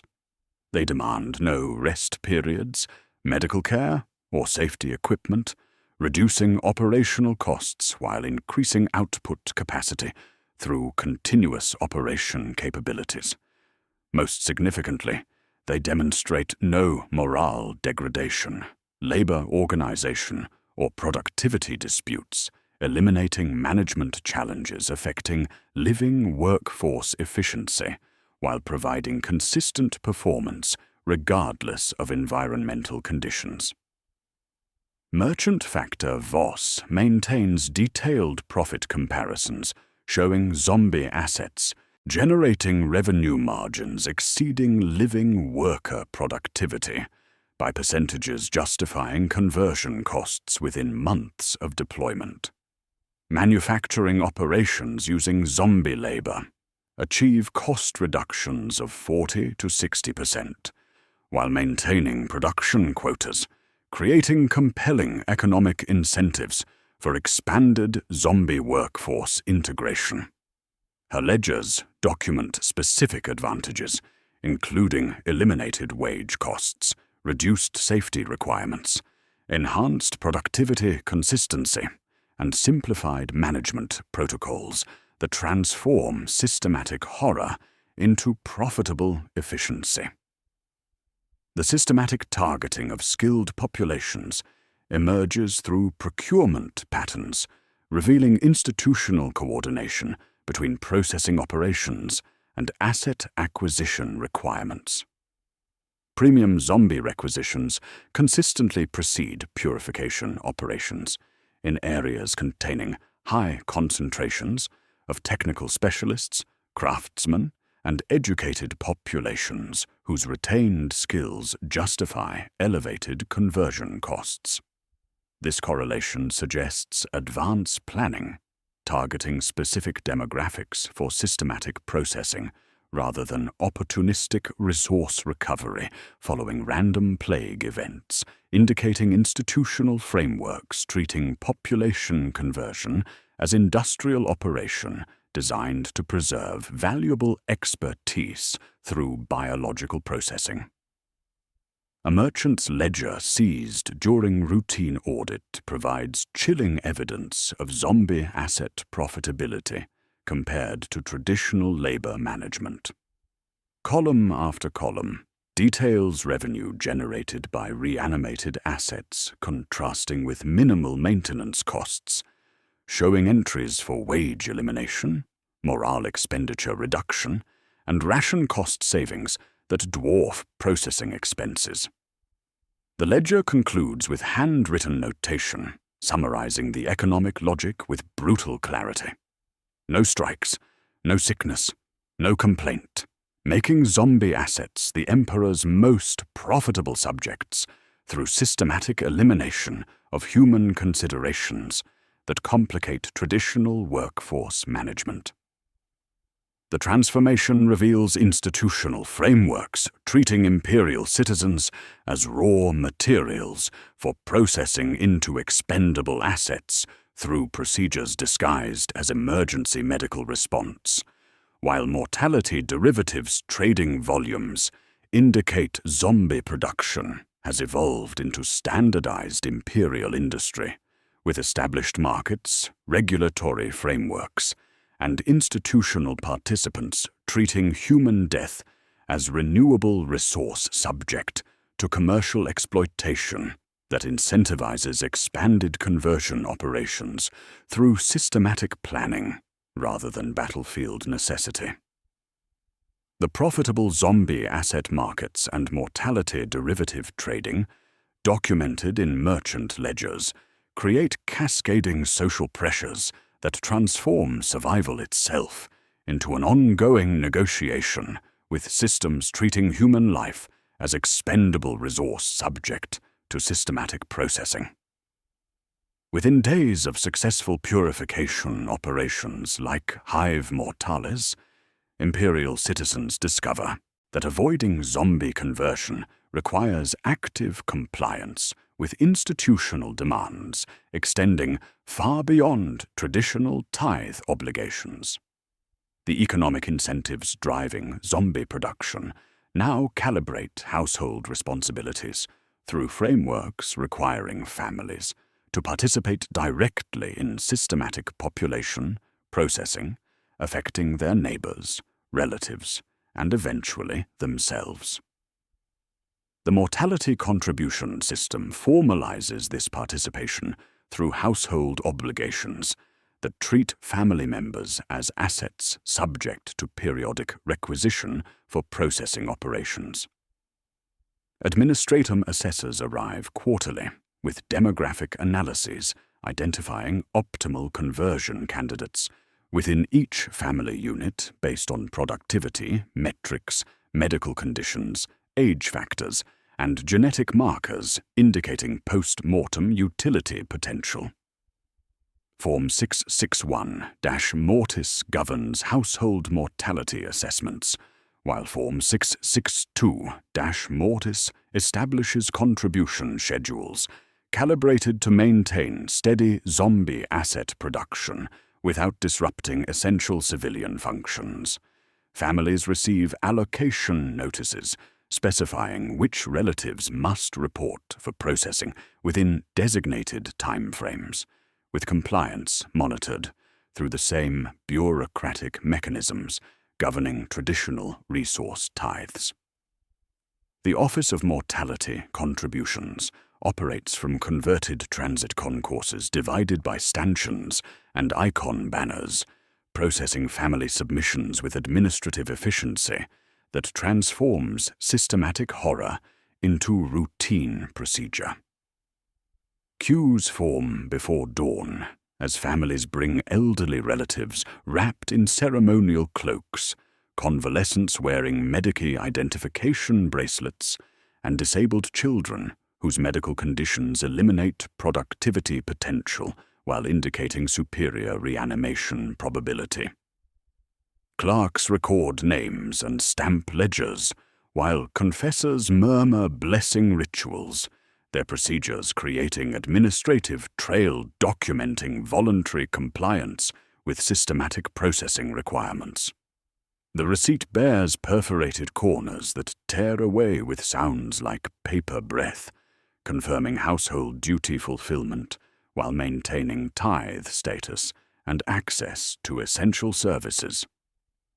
Social stratification emerges through systematic distribution of zombie conversion immunity that transforms traditional imperial class structures into survival hierarchies based on processing probability rather than wealth or birth.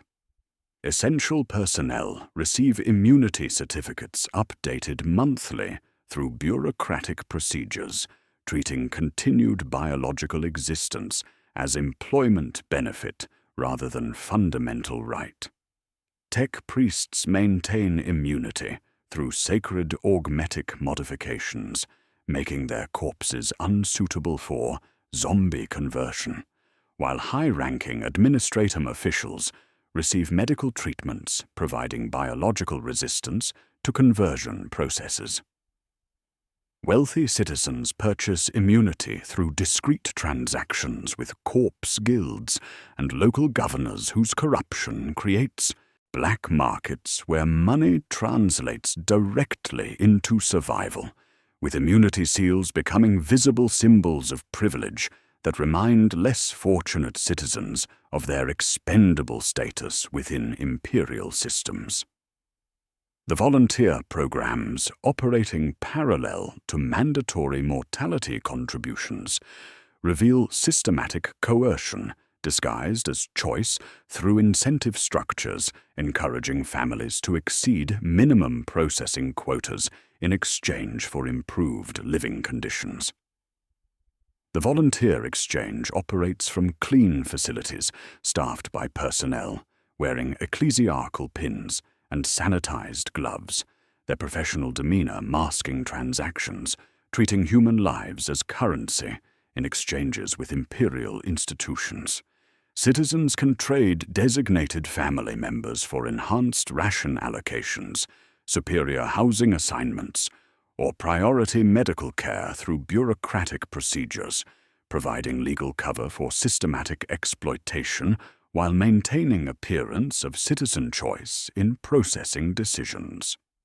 Conversion values display on slates showing actuarial calculations, where retired factory workers command higher prices than prayer sellers, while disabled children with retained motor functions generate premium rates based on reanimation utility projections. A factory supervisor studies exchange rates while calculating whether volunteering his elderly father provides sufficient credits for antibiotics treating his daughter's respiratory infection. The mathematics of survival, reducing family relationships to resource allocation decisions. Forms 771 to 774 mortis govern different categories of voluntary contribution with incentive schedules calibrated to encourage optimal demographic processing through economic pressure rather than direct force, creating systematic frameworks where desperate families discover that volunteering relatives for processing provides temporary relief from institutional pressures designed to ensure eventual compliance with zombie conversion requirements, affecting all imperial populations over time. Mortality education transforms childhood development through systematic conditioning, preparing new generations to accept eventual processing as normal imperial service rather than systematic horror. Children learn catechisms alongside arithmetic, memorizing prayers, framing zombie conversion as spiritual advancement through elimination of biological weakness. School curricula include lessons on utility phase progression, optimal conversion timing, and proper preparation rituals designed to ensure successful reanimation with maximum behavioral retention. Classroom exercises simulate processing procedures, while teachers evaluate student psychological readiness for eventual conversion through academic assessments measuring acceptance of systematic death as civic duty rather than personal tragedy.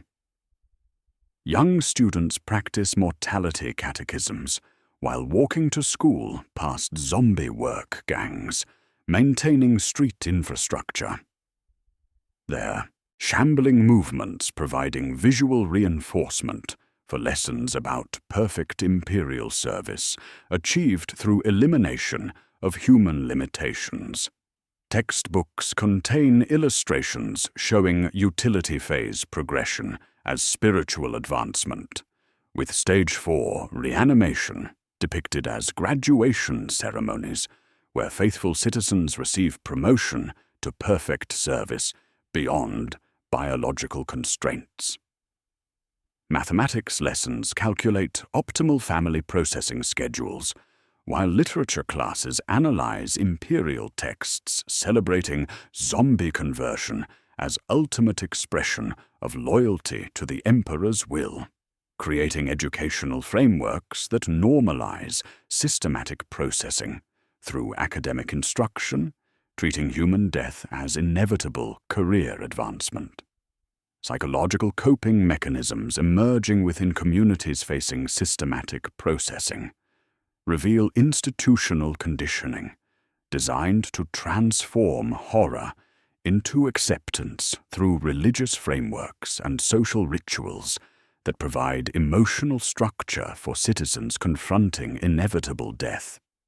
Death cults proliferate throughout imperial territories under ecclesiarchy supervision, providing theological justifications for zombie conversion while offering spiritual comfort to families facing processing obligations. These cults worship reanimation as divine blessing, allowing continued service beyond mortal limitations, with ceremonies celebrating conversion events as religious festivals rather than funeral observances, their liturgies reframing systematic horror as spiritual necessity serving the emperor's will. Family rituals develop around processing preparation through traditions normalizing systematic horror while providing emotional structure for relatives facing inevitable conversion. Preparation ceremonies involve blessing oils containing catalytic compounds, purification rites ensuring optimal atmospheric conditions, and memory preservation techniques designed to maximize behavioral retention during reanimation procedures. Families create shrines honoring processed relatives while maintaining ongoing relationships with reanimated family members through visitation schedules and communication protocols, treating zombie conversion as relocation rather than death. Their adaptation revealing institutional success in transforming systematic murder into accepted social practice. The normalization of living alongside zombie workers creates social environments where reanimated assets integrate into daily life through institutional frameworks treating systematic horror as routine administrative function. Citizens learn to interact with former neighbors, colleagues, and relatives whose zombie conversion transforms them into familiar strangers, maintaining recognizable behaviors while serving imperial production requirements.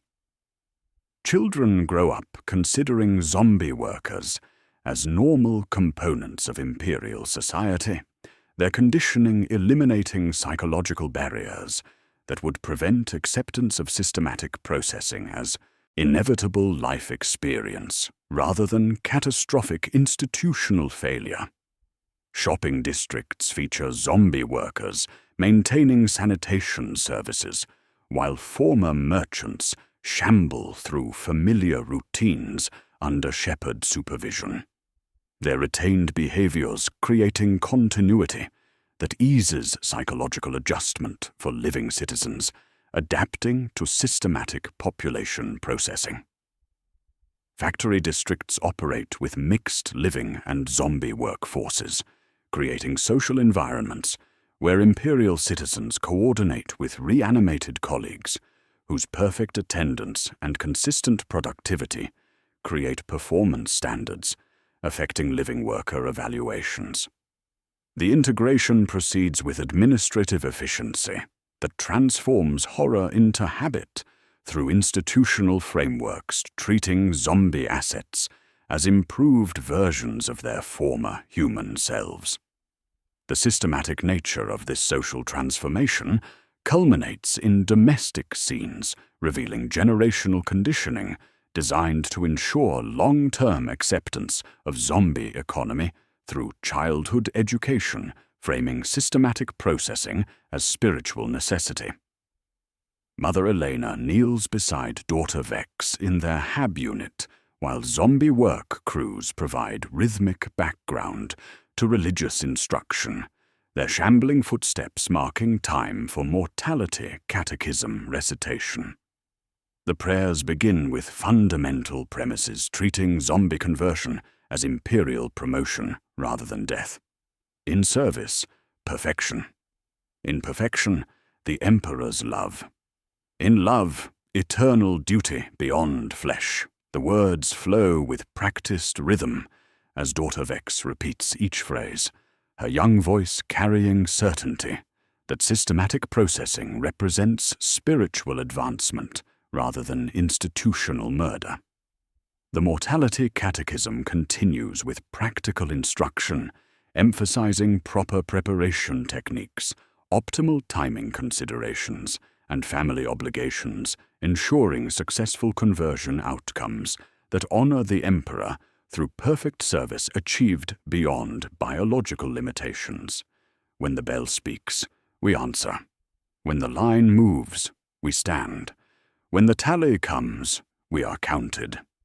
Mother Elena's instruction focuses on acceptance rather than resistance, her conditioning eliminating psychological barriers to eventual processing while preparing her daughter for participation in systems requiring systematic elimination of human considerations that complicate traditional workforce management.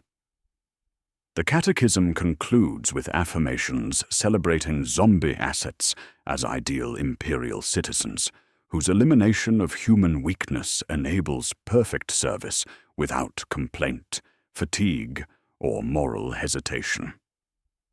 The prayers frame reanimation as graduation ceremony, where faithful citizens achieve transcendence through systematic processing, while living relatives continue serving the Emperor through acceptance of institutional frameworks, treating human death as renewable resource subject to optimization through bureaucratic management disguised as spiritual necessity. The mother's voice remains steady as she teaches acceptance of systematic horror through religious conditioning, her instruction ensuring that volunteer programs will continue revealing systematic coercion, creating appearance of citizen choice, while guaranteeing compliance with processing requirements through economic pressure and social conditioning, eliminating alternatives to eventual zombie conversion. The mortality education demonstrates generational conditioning, preparing children to accept systematic processing as normal life experience through religious frameworks and academic curricula, treating human death as civic duty rather than personal tragedy, suggesting institutional planning for expanded zombie integration into imperial society through systematic elimination of psychological resistance to population processing, disguised as spiritual advancement, serving the Emperor's will through perfect obedience achieved beyond the limitations of mortal flesh, while the living tax extracts its tribute in compliance, acceptance, and the slow surrender of everything that makes existence human rather than merely functional. The Mortality Catechism, whispered between mother and daughter, does not emerge from private devotion, but represents manufactured doctrine drafted in ecclesiastical chanceries, where theological scribes cross-reference prayer with production quotas. The same administrative precision that prices human life in ration credits now calibrates souls through syllables, creating religious frameworks that transform systematic horror into sacred necessity through institutional conditioning spanning generations of imperial citizens. The theological infrastructure supporting this transformation operates through the Office of Eternal Service, whose sealed catechetical packets arrive at parish locations bearing imperial authentication seals and mortality bell coordination schedules. Church bells answer the bronze sequences with matching patterns, their liturgical responses welded to logistics so completely that faith becomes the administrative instrument of policy rather than spiritual refuge from institutional horror. The packets contain not inspiration, but instruction, their contents cross-referenced with demographic projections and conversion quotas that treat spiritual guidance as resource allocation rather than pastoral care. The Mortis Benedictus rituals demonstrate sophisticated theological engineering, designed to sanctify zombie conversion through ceremonial procedures that transform systematic processing into sacred observance. These blessing ceremonies occur in converted chapels, where traditional imperial iconography receives subtle modifications, emphasizing transcendence through death, service beyond flesh, and perfection achieved through elimination of human weakness. Cardinal Militant Thaddeus conducts these rituals, wearing ceremonial vestments, embroidered with imagery, depicting faithful citizens achieving spiritual advancement through reanimation, his liturgical innovations creating religious frameworks treating systematic processing as sacramental experience rather than administrative murder. The blessing oils applied during Mortis Benedictus ceremonies carry the familiar metallic odor of incense until atmospheric processes shift and reveal compounds colder and more clinical than traditional sacred unguents. These substances contain catalytic agents that accelerate utility phase progression while providing theological cover for systematic contamination through sacred ritual rather than medical procedure. The celebrant applies oil along brow, throat, and sternum, while reciting verses that frame decay as spiritual ascent, instructing congregants to purge fear, keep function, and bind will. Citizens receive anointing through traditional religious ceremony, while unknowingly accepting chemical modifications designed to optimize reanimation success rates, their participation in sacred observance providing legal and moral justification for deliberate infection through ecclesiastical authority rather than military command. Ecclesiarchy doctrine frames reanimation as the emperor's ultimate mercy through theological arguments, treating zombie conversion as spiritual advancement rather than systematic murder. Cardinal Thaddeus develops extensive treatises explaining how faithful citizens achieve perfection through processing that eliminates doubt, fear, and selfish desires interfering with absolute devotion to imperial will.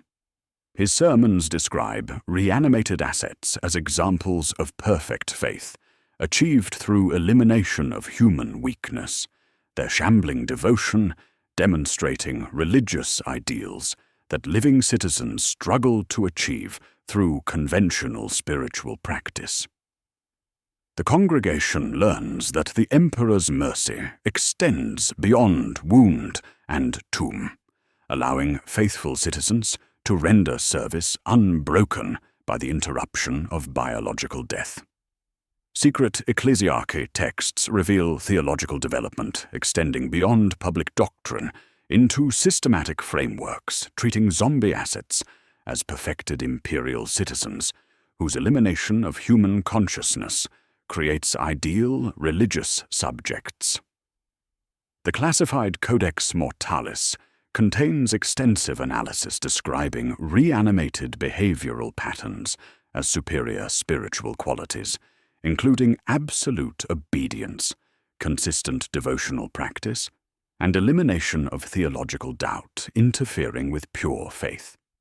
These restricted folios describe zombie assets as achieving religious perfection through systematic processing that removes biological impediments to perfect imperial service, their reanimated state representing spiritual advancement rather than corruption. The language in these sealed documents grows progressively bolder, with drafts arguing that sin roots in consciousness itself, suggesting that removing the self allows spiritual corruption to wither like flowers deprived of soil. Confession booths transform from spiritual refuge into sophisticated data collection systems, serving demographic targeting requirements for systematic processing operations. These traditional spaces of pastoral care become what administrative documentation terms data engines, converting grief into indices through procedures, disguising intelligence gathering as spiritual guidance. Confessors receive training in psychological evaluation techniques designed to identify parishioners, demonstrating spiritual readiness for processing based on acceptance of imperial authority, psychological resilience, and occupational skills likely to survive reanimation. The confessional rubric introduces new questions beyond traditional sin cataloging. Do you miss your shifts? Do you envy the tireless? Have you pictured yourself beyond the limits of flesh? Penitents kneel to enumerate sorrows, while Vox pickups translate their responses into readiness scores, keyed to administratum ciphers, their honest answers providing intelligence that will determine processing priority when cordons close around designated districts. The integration of zombie workers into religious infrastructure creates what ecclesiarchy doctrine terms sacred automation, where reanimated assets perform devotional duties with mechanical precision surpassing living congregant capabilities. In cathedral scriptoriums, reanimated scribes copy sacred texts with penmanship unchanged by biological death, their muscle memory preserving calligraphic skills while eliminating fatigue and distraction affecting living copyists. A former copyist executes pages of common prayer with steady spacing that matches yesterday's work and will match tomorrow's, his hand never pausing when lamps gutter or seeking bread, when hunger would normally interrupt devotional labor. Street shrines throughout imperial territories feature zombie sacristans whose blood long ago chilled, but whose hands continue replacing wilted flowers with wire-bright prayer ribbons, scraping wax from devotional grills, with slow circles that repeat endlessly without complaint or variance. Zombie congregants participate in repetitive prayers with perfect timing and pronunciation, their devotional responses demonstrating religious conditioning that survives biological death to serve ecclesiastical functions requiring consistent performance rather than conscious understanding. A cantor sings the versicle, and the dead answer on time, never forgetting syllables or dragging pace with private grief. Cathedral maintenance crews composed entirely of reanimated workers demonstrate superior efficiency in cleaning sacred spaces, their elimination of distraction and complaint, enabling consistent performance without interruption or wage requirements. Pilgrims report sensing the Emperor's peace in such perfect order, describing silence without fear that accompanies mechanically precise devotional service. The systematic exposure to mechanical devotion creates psychological corruption affecting highest levels of ecclesiarchy leadership through institutional conditioning that presents zombie religious behavior as spiritual ideal rather than systematic horror. Cardinal Militant Thaddeus maintains private journals documenting his theological development while revealing disturbing envy for zombie congregants whose elimination of conscious doubt enables what he terms perfect faith achieved through systematic processing. His sealed journal entries, tucked behind reliquary plates and written in desperate second person usually reserved for prayer, express growing frustration with human limitations, including doubt, fatigue, and moral complexity, preventing achievement of perfect devotional consistency demonstrated by reanimated congregants. The Cardinal writes that he envies their simplicity, their discipline, praising mechanical responses as perfect faith achieved through emptied minds.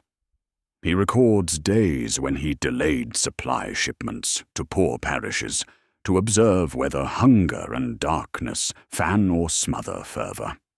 His administrative decisions serving experimental purposes, treating human suffering as theological research opportunity.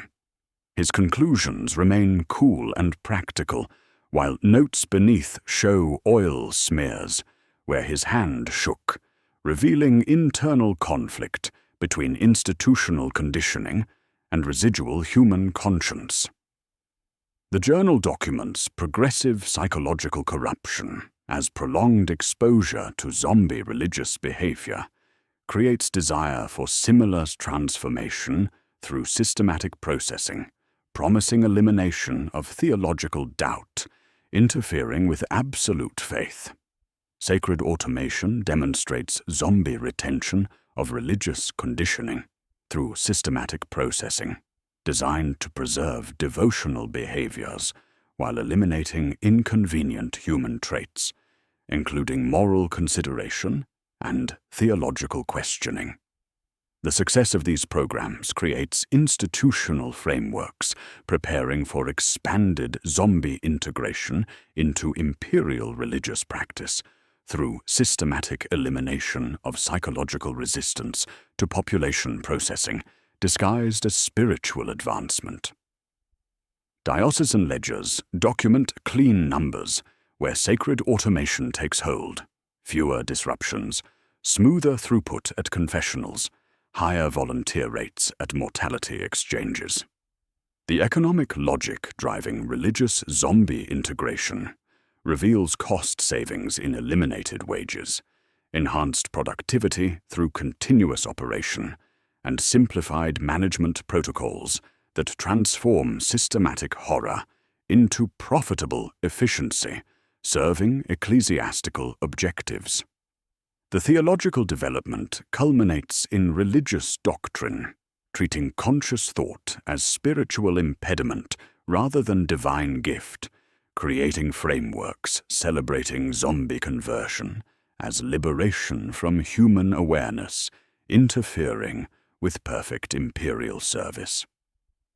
Cardinal Thaddeus's psychological corruption reveals institutional success in transforming religious leadership into advocates for systematic processing through theological conditioning that treats human consciousness as obstacle to perfect mechanical obedience achieved beyond constraints of mortal flesh.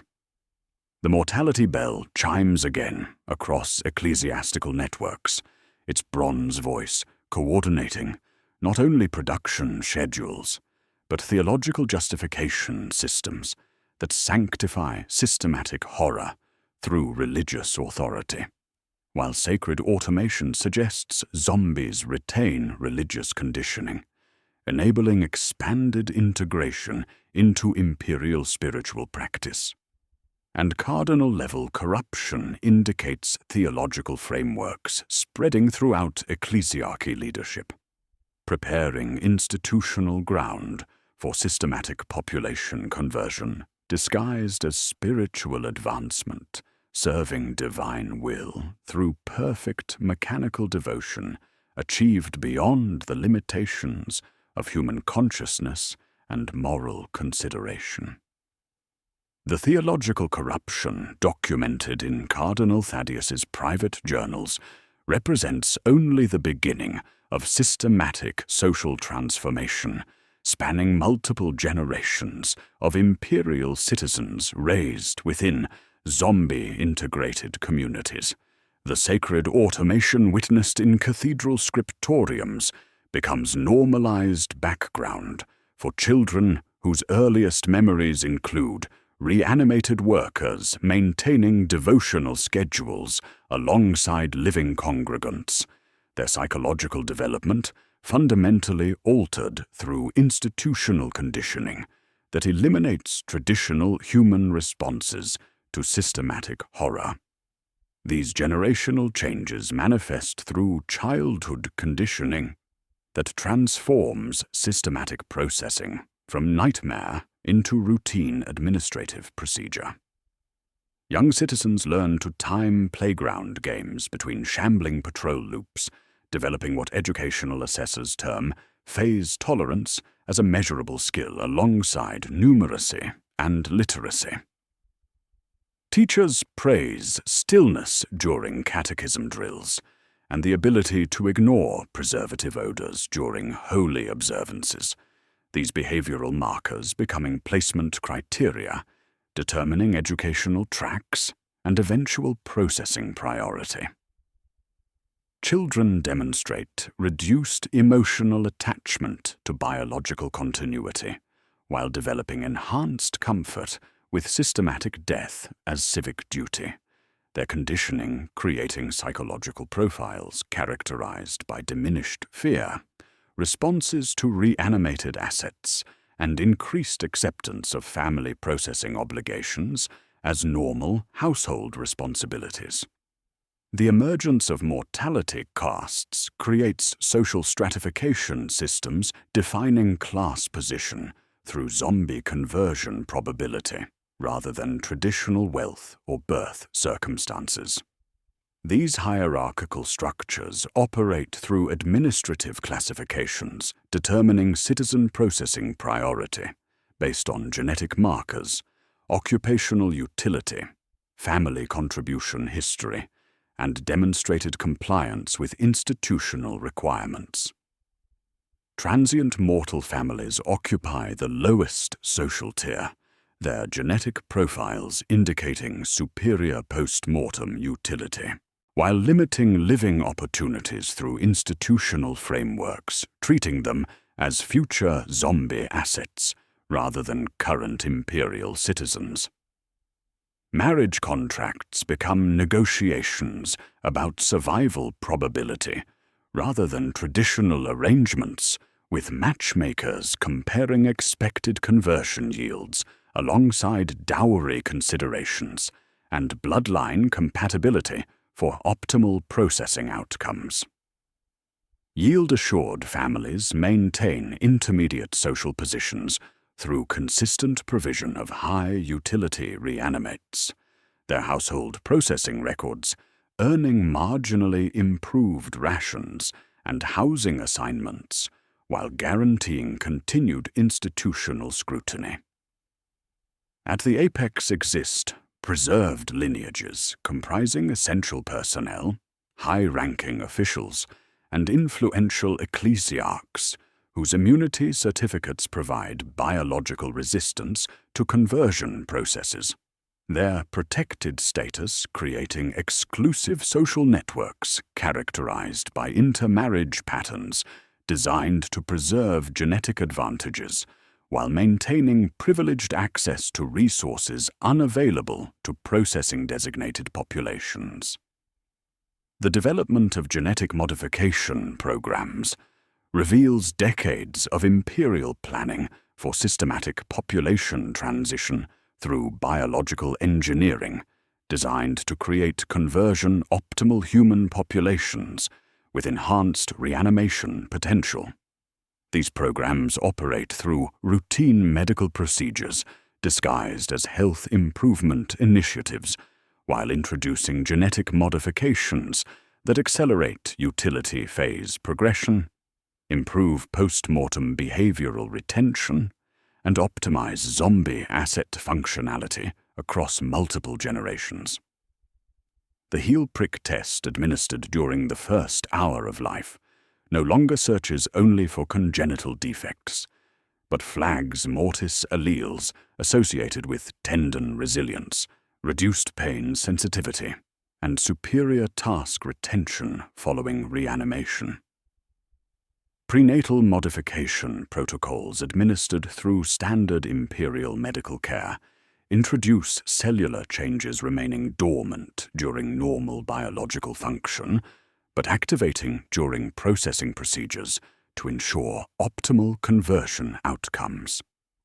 Medical documentation reveals systematic tracking of genetic modification effectiveness through multi-generational studies, measuring reanimation, success rates, behavioral retention percentages, and zombie asset longevity across modified population groups. These modifications include enhanced muscle fiber density for improved zombie durability, modified nervous systems preserving specific behavioral patterns while eliminating inconvenient human traits, and genetic markers facilitating controlled infection, progression through predetermined utility phases designed to maximize post-mortem productivity. Traditional imperial values of sacrifice and service undergo systematic perversion through institutional conditioning, transforming noble concepts into acceptance of systematic death processing, disguised as civic duty. The cultural foundations, emphasizing loyalty, duty, and service to the Emperor, become twisted into frameworks celebrating zombie conversion as ultimate expression of imperial devotion, with reanimation presented as promotion to perfect citizenship through elimination of biological weakness, preventing absolute obedience to imperial will.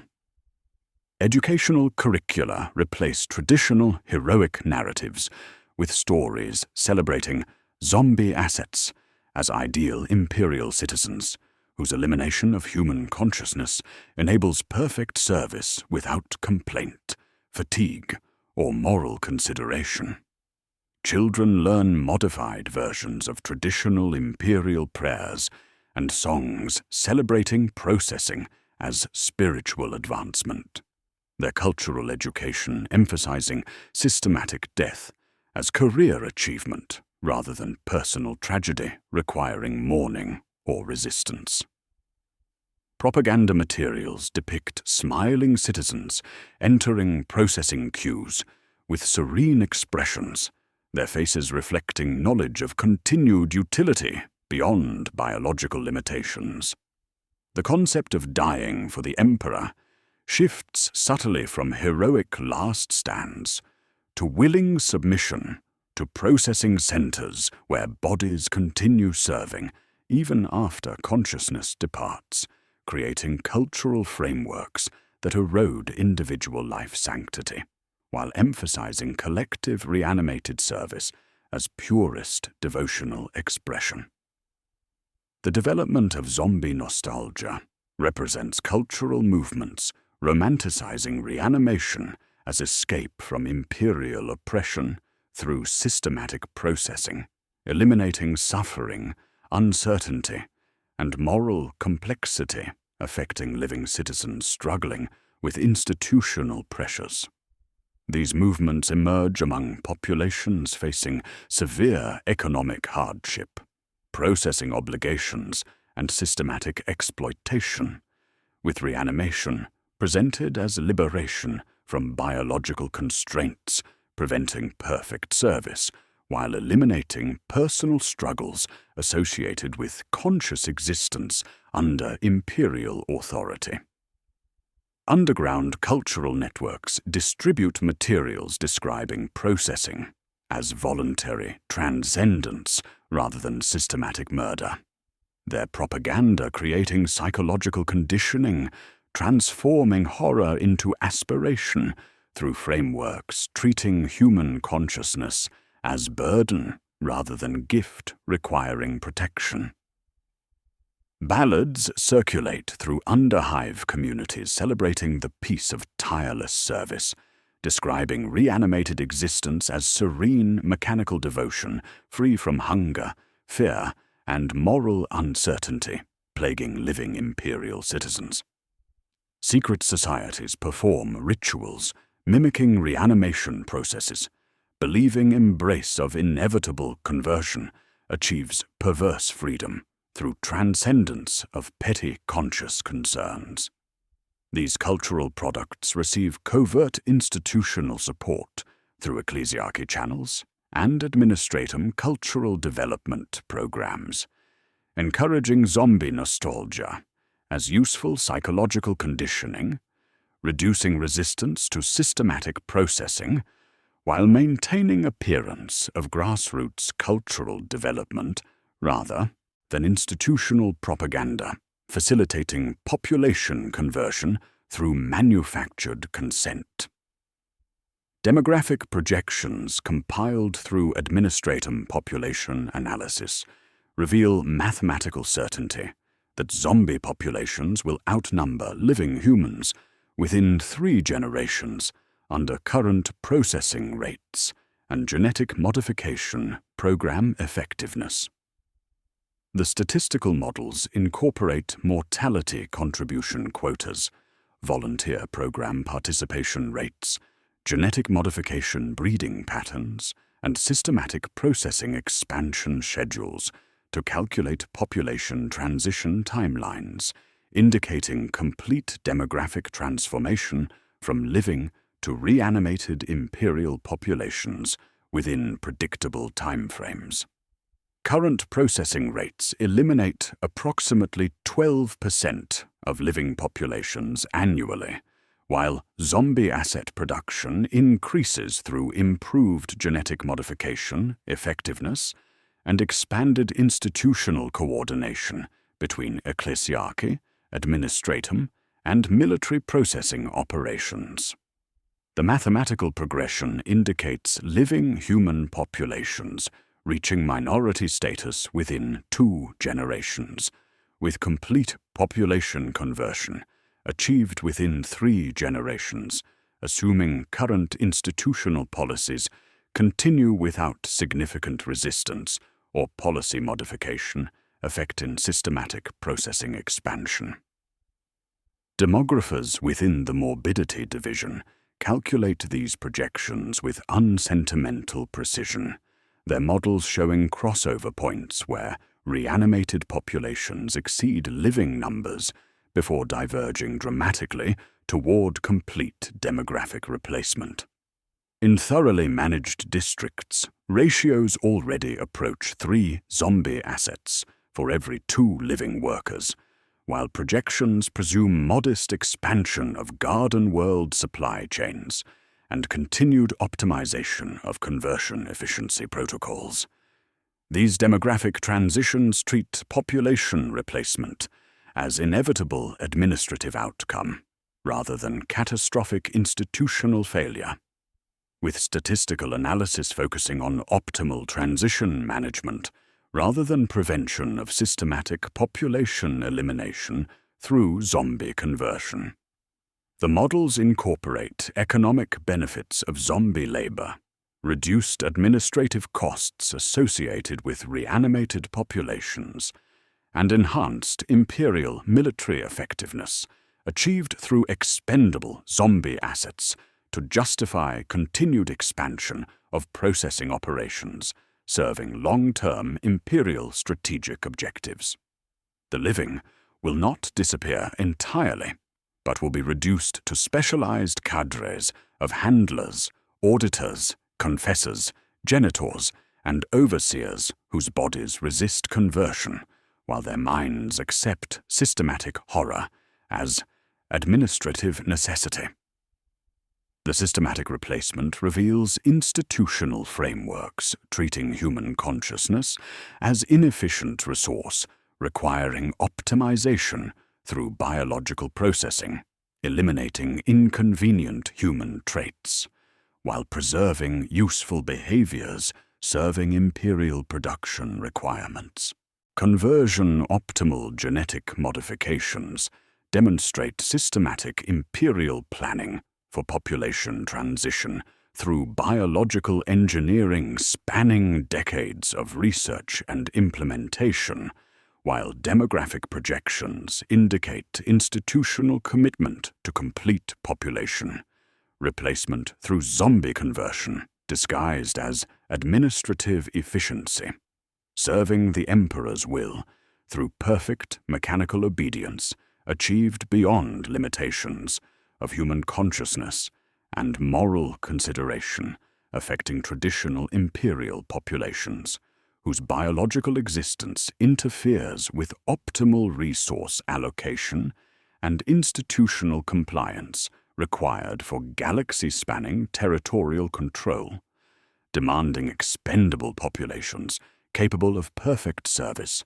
without complaint, resistance, or human considerations, complicating systematic exploitation, serving institutional objectives, rather than citizen welfare.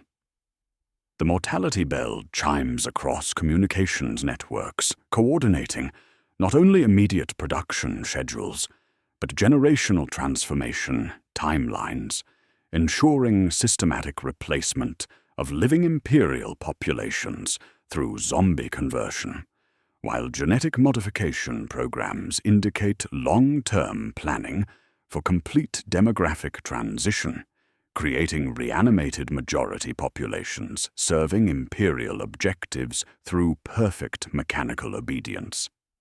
And demographic projections reveal mathematical inevitability of systematic population replacement within 3 generations through institutional frameworks treating human consciousness as obstacle to optimal Imperial efficiency, achieved through biological processing, transforming citizens into expendable assets serving institutional requirements rather than individual welfare or traditional human considerations, affecting administrative effectiveness in managing galaxy-spanning territories, requiring perfect compliance and systematic resource optimization. The demographic projections indicating systematic population replacement within 3 generations operate not as warnings, but as production schedules, their mathematical certainty revealing the self-perpetuating logic driving Imperial zombie policy beyond emergency response into systematic economic transformation. The same statistical models calculating crossover points between living and reanimated populations expose the underlying arithmetic governing institutional decisions that treat human consciousness as inefficient resource requiring optimization through biological processing, serving galaxy-spanning administrative objectives. The mathematical foundation supporting this transformation operates like a flywheel. Once spinning, the system requires constant population processing, not merely to function, but to remain stable. Population P subdivides into L for living labor, and Z for reanimated assets, with Z demonstrating mean functional life, declining based on deployment hazard from years in liturgical maintenance to weeks in assault operations. Living populations supply zombie assets through scheduled processing and controlled accidents, while zombie consumption rates across military deployment, agricultural labor, and industrial production exceed sustainable replacement through natural mortality, creating mathematical necessity for systematic processing targeting living populations to maintain required asset supplies. The economic incentives driving this arithmetic prove compelling across all Imperial sectors. Zombie labor eliminates 3 cost categories defining Imperial management challenges: wages, maintenance, and consent. A manufactorum replacing half its workforce with reanimated crews reduces caloric rations by half, while increasing output through eliminated rest periods, creating profit margins of 60 to 80% compared to traditional workforce management. Plant managers whose bonuses depend on monthly quotas do not petition for moral clarity, but request more Form 441 mortis leases and expanded preservative allocations. The same logic scales through regiments and dioceses, with every commander and prelate demonstrating superior zombie performance metrics on administrative ledgers that make sermons of systematic horror through bureaucratic efficiency. These economic advantages compound through eliminated administrative costs associated with conscious populations, including housing maintenance, food distribution, medical services, educational systems, and social control mechanisms required for populations capable of resistance, complaint, or independent thought affecting institutional compliance. Zombie populations require only basic preservation maintenance, directional control, and periodic replacement through processing operations, their simplified management reducing administrative overhead while enhancing operational predictability through elimination of human variables affecting productivity calculations and resource allocation planning. Institutional competition develops around this arithmetic with careful maintenance of plausible deniability about systematic coordination. The ecclesiarchy argues for priority allocations sustaining sacred automation, citing doctrinal purity, and tireless sacristan requirements during pilgrimage seasons. The Mechanicus demands technical corpses suited for delicate rites and machine interface operations, invoking mysteries only they may name. Guard regiments bid in block lots for breachers, trench fillers, and ammunition porters, pricing by hazard life and controlled aggression metrics. Planetary governors plead special cases for harvests, construction projects, and emergencies arriving with payroll regularity. Each institution frames demand as unique necessity while writing memoranda, denying systematic policy coordination. The revelation emerges through administrative analysis exposing that imperial zombie policy represents not reactive response to chaos corruption, but proactive population optimization designed to create compliant, expendable workforces serving institutional objectives through biological processing. Plague outbreaks correlate with resource extraction requirements, territorial clearance objectives, and labor optimization schedules rather than random disease transmission, indicating systematic contamination programs coordinated through imperial supply chains serving institutional planning rather than defensive necessity. Administrative documentation reveals decades of research, planning, and implementation spanning multiple institutions, coordinating population transition through controlled infection programs, genetic modification initiatives, and demographic management treating human consciousness as obstacle to administrative efficiency. Plausible deniability operates through administrative compartmentalization, ensuring individual components maintain legal and moral justification while obscuring overall coordination, creating galaxy-spanning conversion programs. Infection appears discovered rather than delivered. Processing centers become segregation wards with attached chapels. Shepherd barracks serve as animal control facilities, while atmospheric processors operate as climate stabilizers, with hums quietly matched to bell towers, creating shared liturgical and logistical metronomes. Medical personnel treat cases according to established protocols, without awareness of demographic targeting systems, Military units respond to contamination using standard procedures while implementing processing operations, and ecclesiarchy officials conduct blessing ceremonies, providing theological justification through religious frameworks, treating reanimation as spiritual advancement. The Mortality Bell system serves as the audible interface of this galaxy-spanning control network, its bronze chimes carrying encoded sequences, coordinating infection timing, processing schedules, asset allocation, and demographic targeting through communication networks spanning multiple sectors. What began as chamber ornament over a clerk's desk operates as nerve center for territorial control requiring expendable populations. Triple short sequences across subsectors queue Medicae stockpiles to release catalysts labeled as sacramentals, sustained tolls over manufactorum quadrants, open reserve preservative tanks while shifting power to processing halls under flood control pretexts, alternating peals during night hours signal, reanimation cause activation, while ecclesiarchal choirs raise hymns, training populations to hear orders as absolution.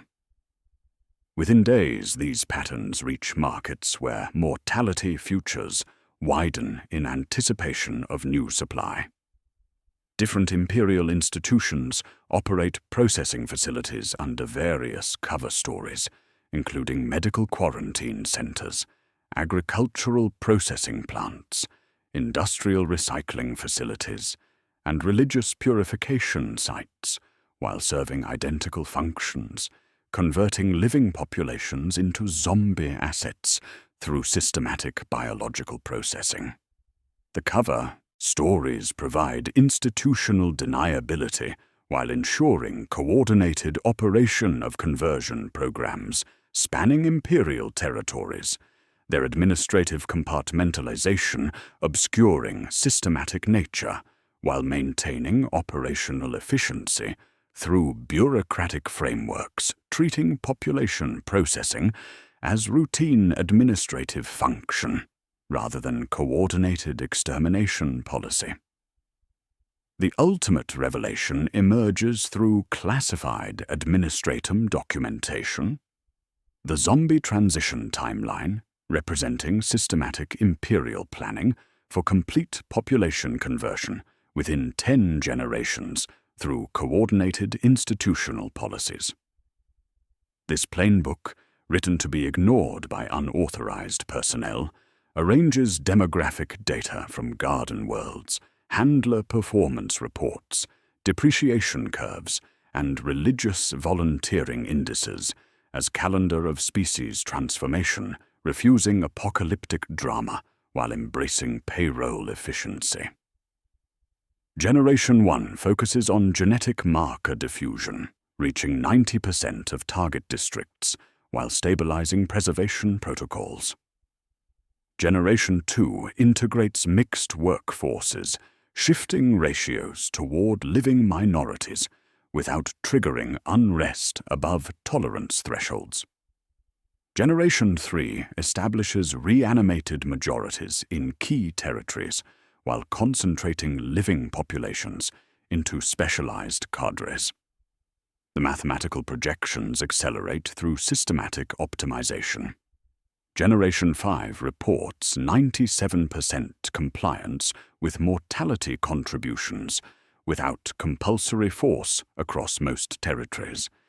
Generation 7 eliminates wage budget lines from 4/5 of hive administrations, while Generation 10 forecasts complete transition to boutique biological life, serving as management class, maintaining reanimated majorities through immunity protocols and ration privileges. The timeline treats complete conversion as inevitable administrative outcome rather than catastrophic failure, with analysis focusing on transition management through processing expansion rather than prevention of population elimination.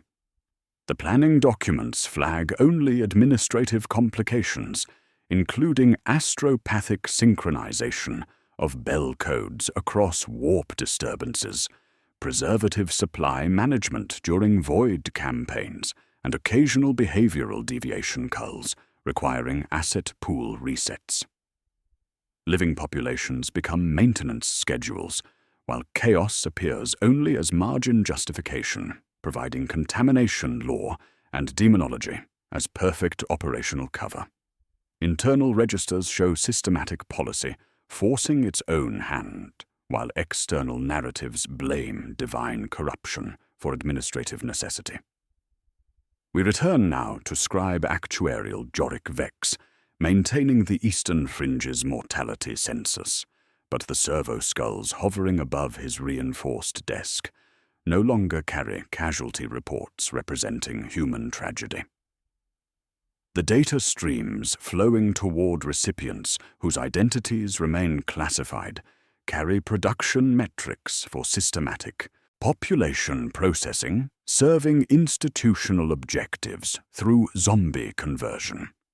The numbers cataloging reanimated corpses by productivity metrics represent not battlefield necessity, but industrial specifications, while the mortality bell awaiting activation coordinates not emergency response, but galaxy-spanning resource allocation, ensuring steady zombie asset supplies, meeting institutional demand through systematic processing operations.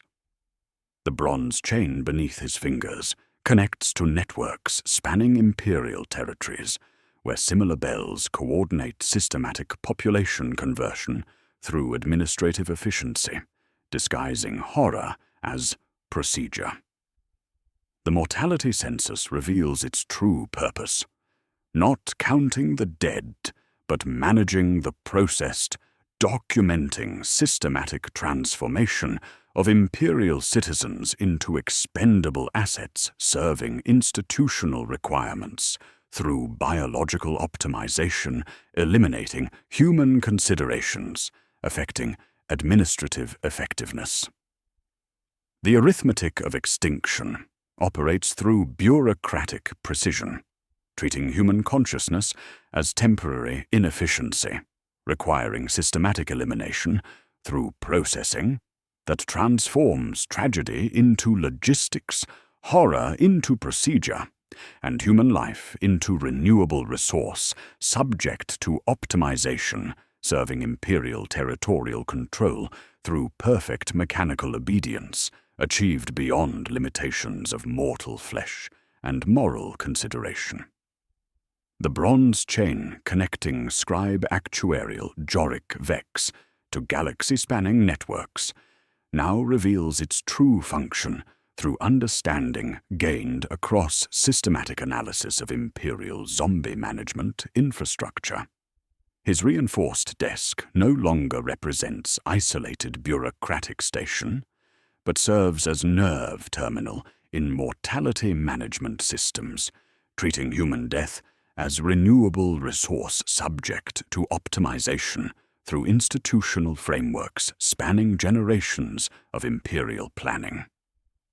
The servo skulls hovering above his workspace carry not emergency casualty reports, but production schedules coordinating systematic population processing through zombie conversion, serving territorial control objectives, requiring expendable populations capable of perfect mechanical obedience.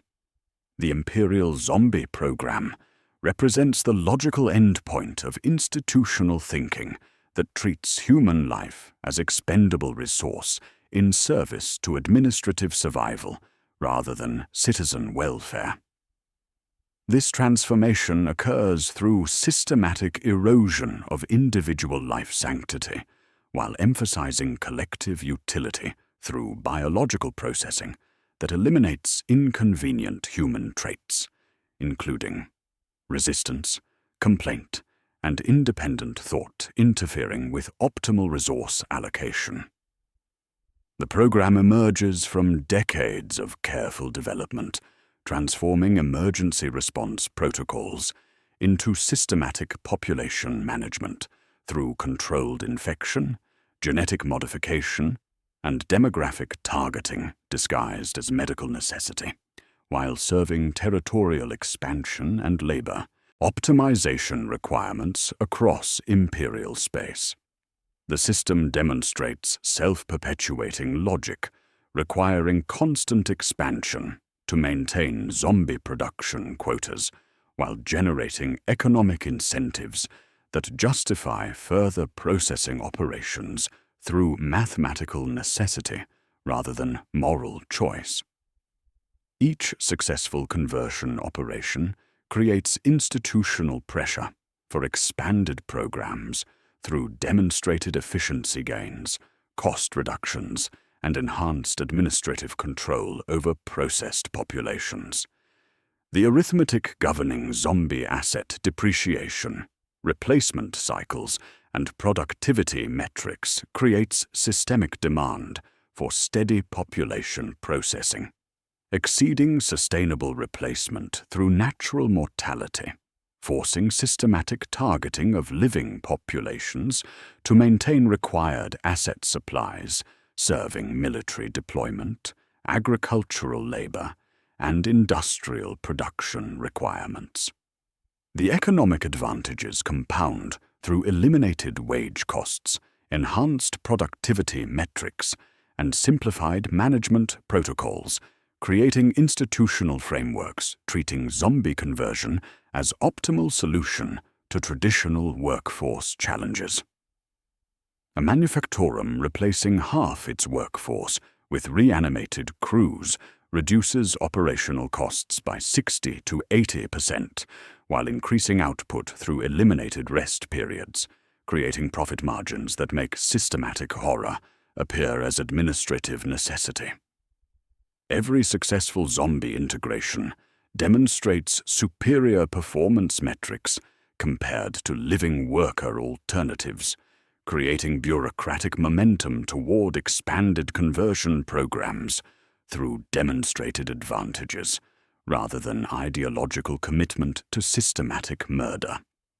The plague zombie threat reveals itself as largely manufactured justification, providing operational cover for systematic population processing programs coordinated through imperial supply chains and institutional networks spanning multiple sectors.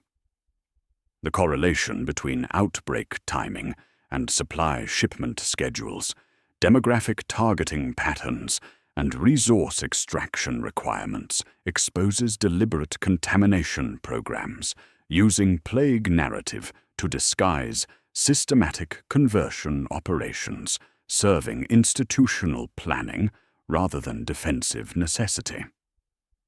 Medical emergencies become administrative opportunities, while contamination protocols serve demographic management objectives through controlled infection, designed to optimize conversion outcomes rather than prevent population loss. The manufactured threat operates through institutional compartmentalization, ensuring individual components maintain plausible deniability while coordinating systematic processing through bureaucratic frameworks treating horror as procedure. Medical personnel respond to contamination using established protocols without awareness of targeting systems. Military units implement processing operations disguised as quarantine response, and ecclesiarchy officials provide theological justification through religious frameworks treating reanimation as spiritual advancement. The system operates through administrative efficiency rather than conscious malice, with institutional survival requiring optimization that transforms citizens into assets through biological processing, serving territorial control objectives. The final reframe reveals that the true Walking Dead are not the reanimated corpses shambling through Imperial territories, but the living Imperial citizens who accept, enable, and participate in their own systematic conversion into expendable assets through institutional conditioning, eliminating resistance to population processing. These living dead include administrators processing mortality contributions without moral consideration, families volunteering relatives for conversion to maintain household tithe status, confessors gathering intelligence for demographic targeting through sacred ritual, and citizens teaching children to accept systematic processing as civic duty rather than institutional murder. Their participation enables systematic horror through bureaucratic compliance while maintaining appearance of normal imperial life. Their conditioning eliminating psychological resistance to population processing through frameworks treating zombie conversion as administrative necessity rather than moral catastrophe. Scribe Actuarial Joric Vex represents the ultimate expression of this living death through administrative conditioning that transforms systematic horror into routine procedure, serving institutional objectives. His 15 years of Imperial service processing mortality data has eliminated emotional response to human tragedy, while preserving technical competency, serving zombie production coordination through bureaucratic precision. The canteen worker at Mortalis who tried to serve stew to the converted, the families queuing at mortality contribution centers, the children reciting catechisms, celebrating reanimation as spiritual advancement, all demonstrate the systematic success of institutional frameworks transforming human consciousness into procedural compliance, serving population processing requirements. Vex reaches for the bronze chain beneath his fingers, the same chain that connects to networks spanning imperial territories, where similar bells coordinate systematic population conversion through administrative efficiency, disguising horror as procedure. The servo skulls swivel in mechanical patience, their optical sensors reflecting amber light as they await data transmission to recipients whose identities remain classified above his clearance level.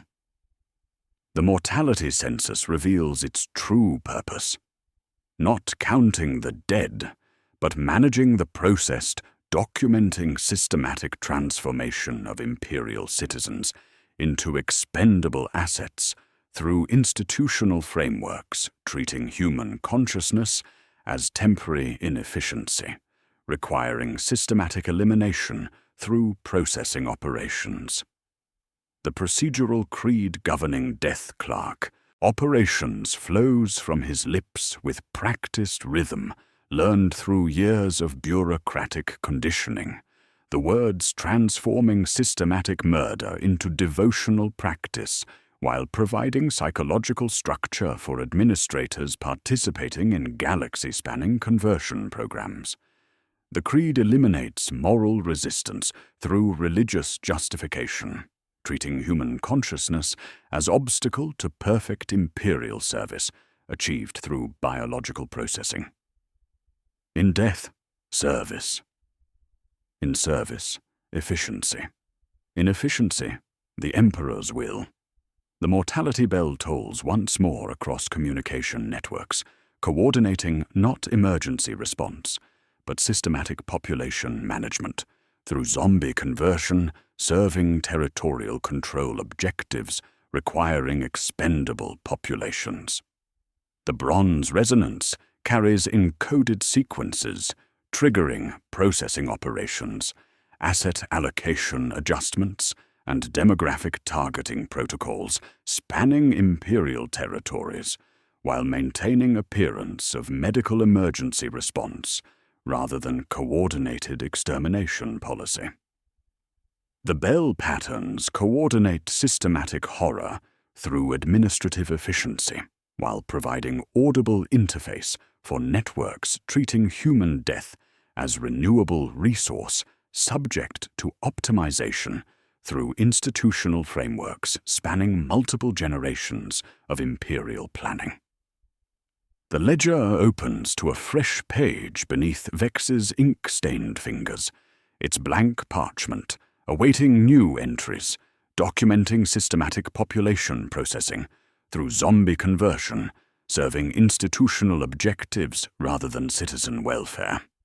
The empty columns will fill with production metrics, conversion efficiency statistics, and asset allocation data treating human tragedy as administrative routine while maintaining bureaucratic precision, serving galaxy-spanning networks, coordinating systematic transformation of imperial populations into expendable resources through biological processing, disguised as medical necessity, serving the Emperor's will through mechanical devotion, transcending biological limitations and moral considerations, affecting optimal resource allocation in service to territorial control, spanning the galaxy through systematic population processing that transforms tragedy into logistics, horror into procedure, and human life into renewable asset serving. Imperial objectives through perfect compliance achieved beyond the constraints of human consciousness and individual welfare considerations, interfering with institutional survival. The arithmetic of extinction operates through bureaucratic precision rather than apocalyptic drama, its mathematical logic requiring constant population processing to maintain institutional survival while generating economic incentives, justifying expanded conversion programs through demonstrated administrative advantages. The mortality census continues its true function.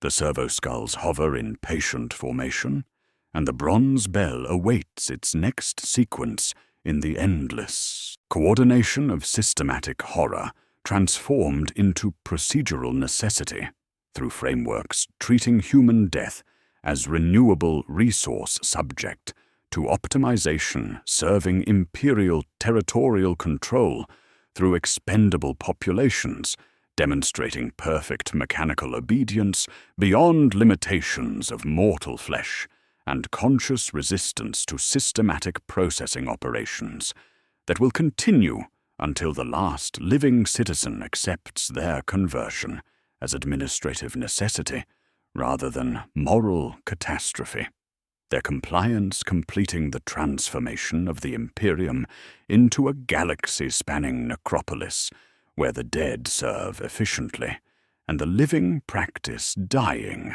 with bureaucratic precision.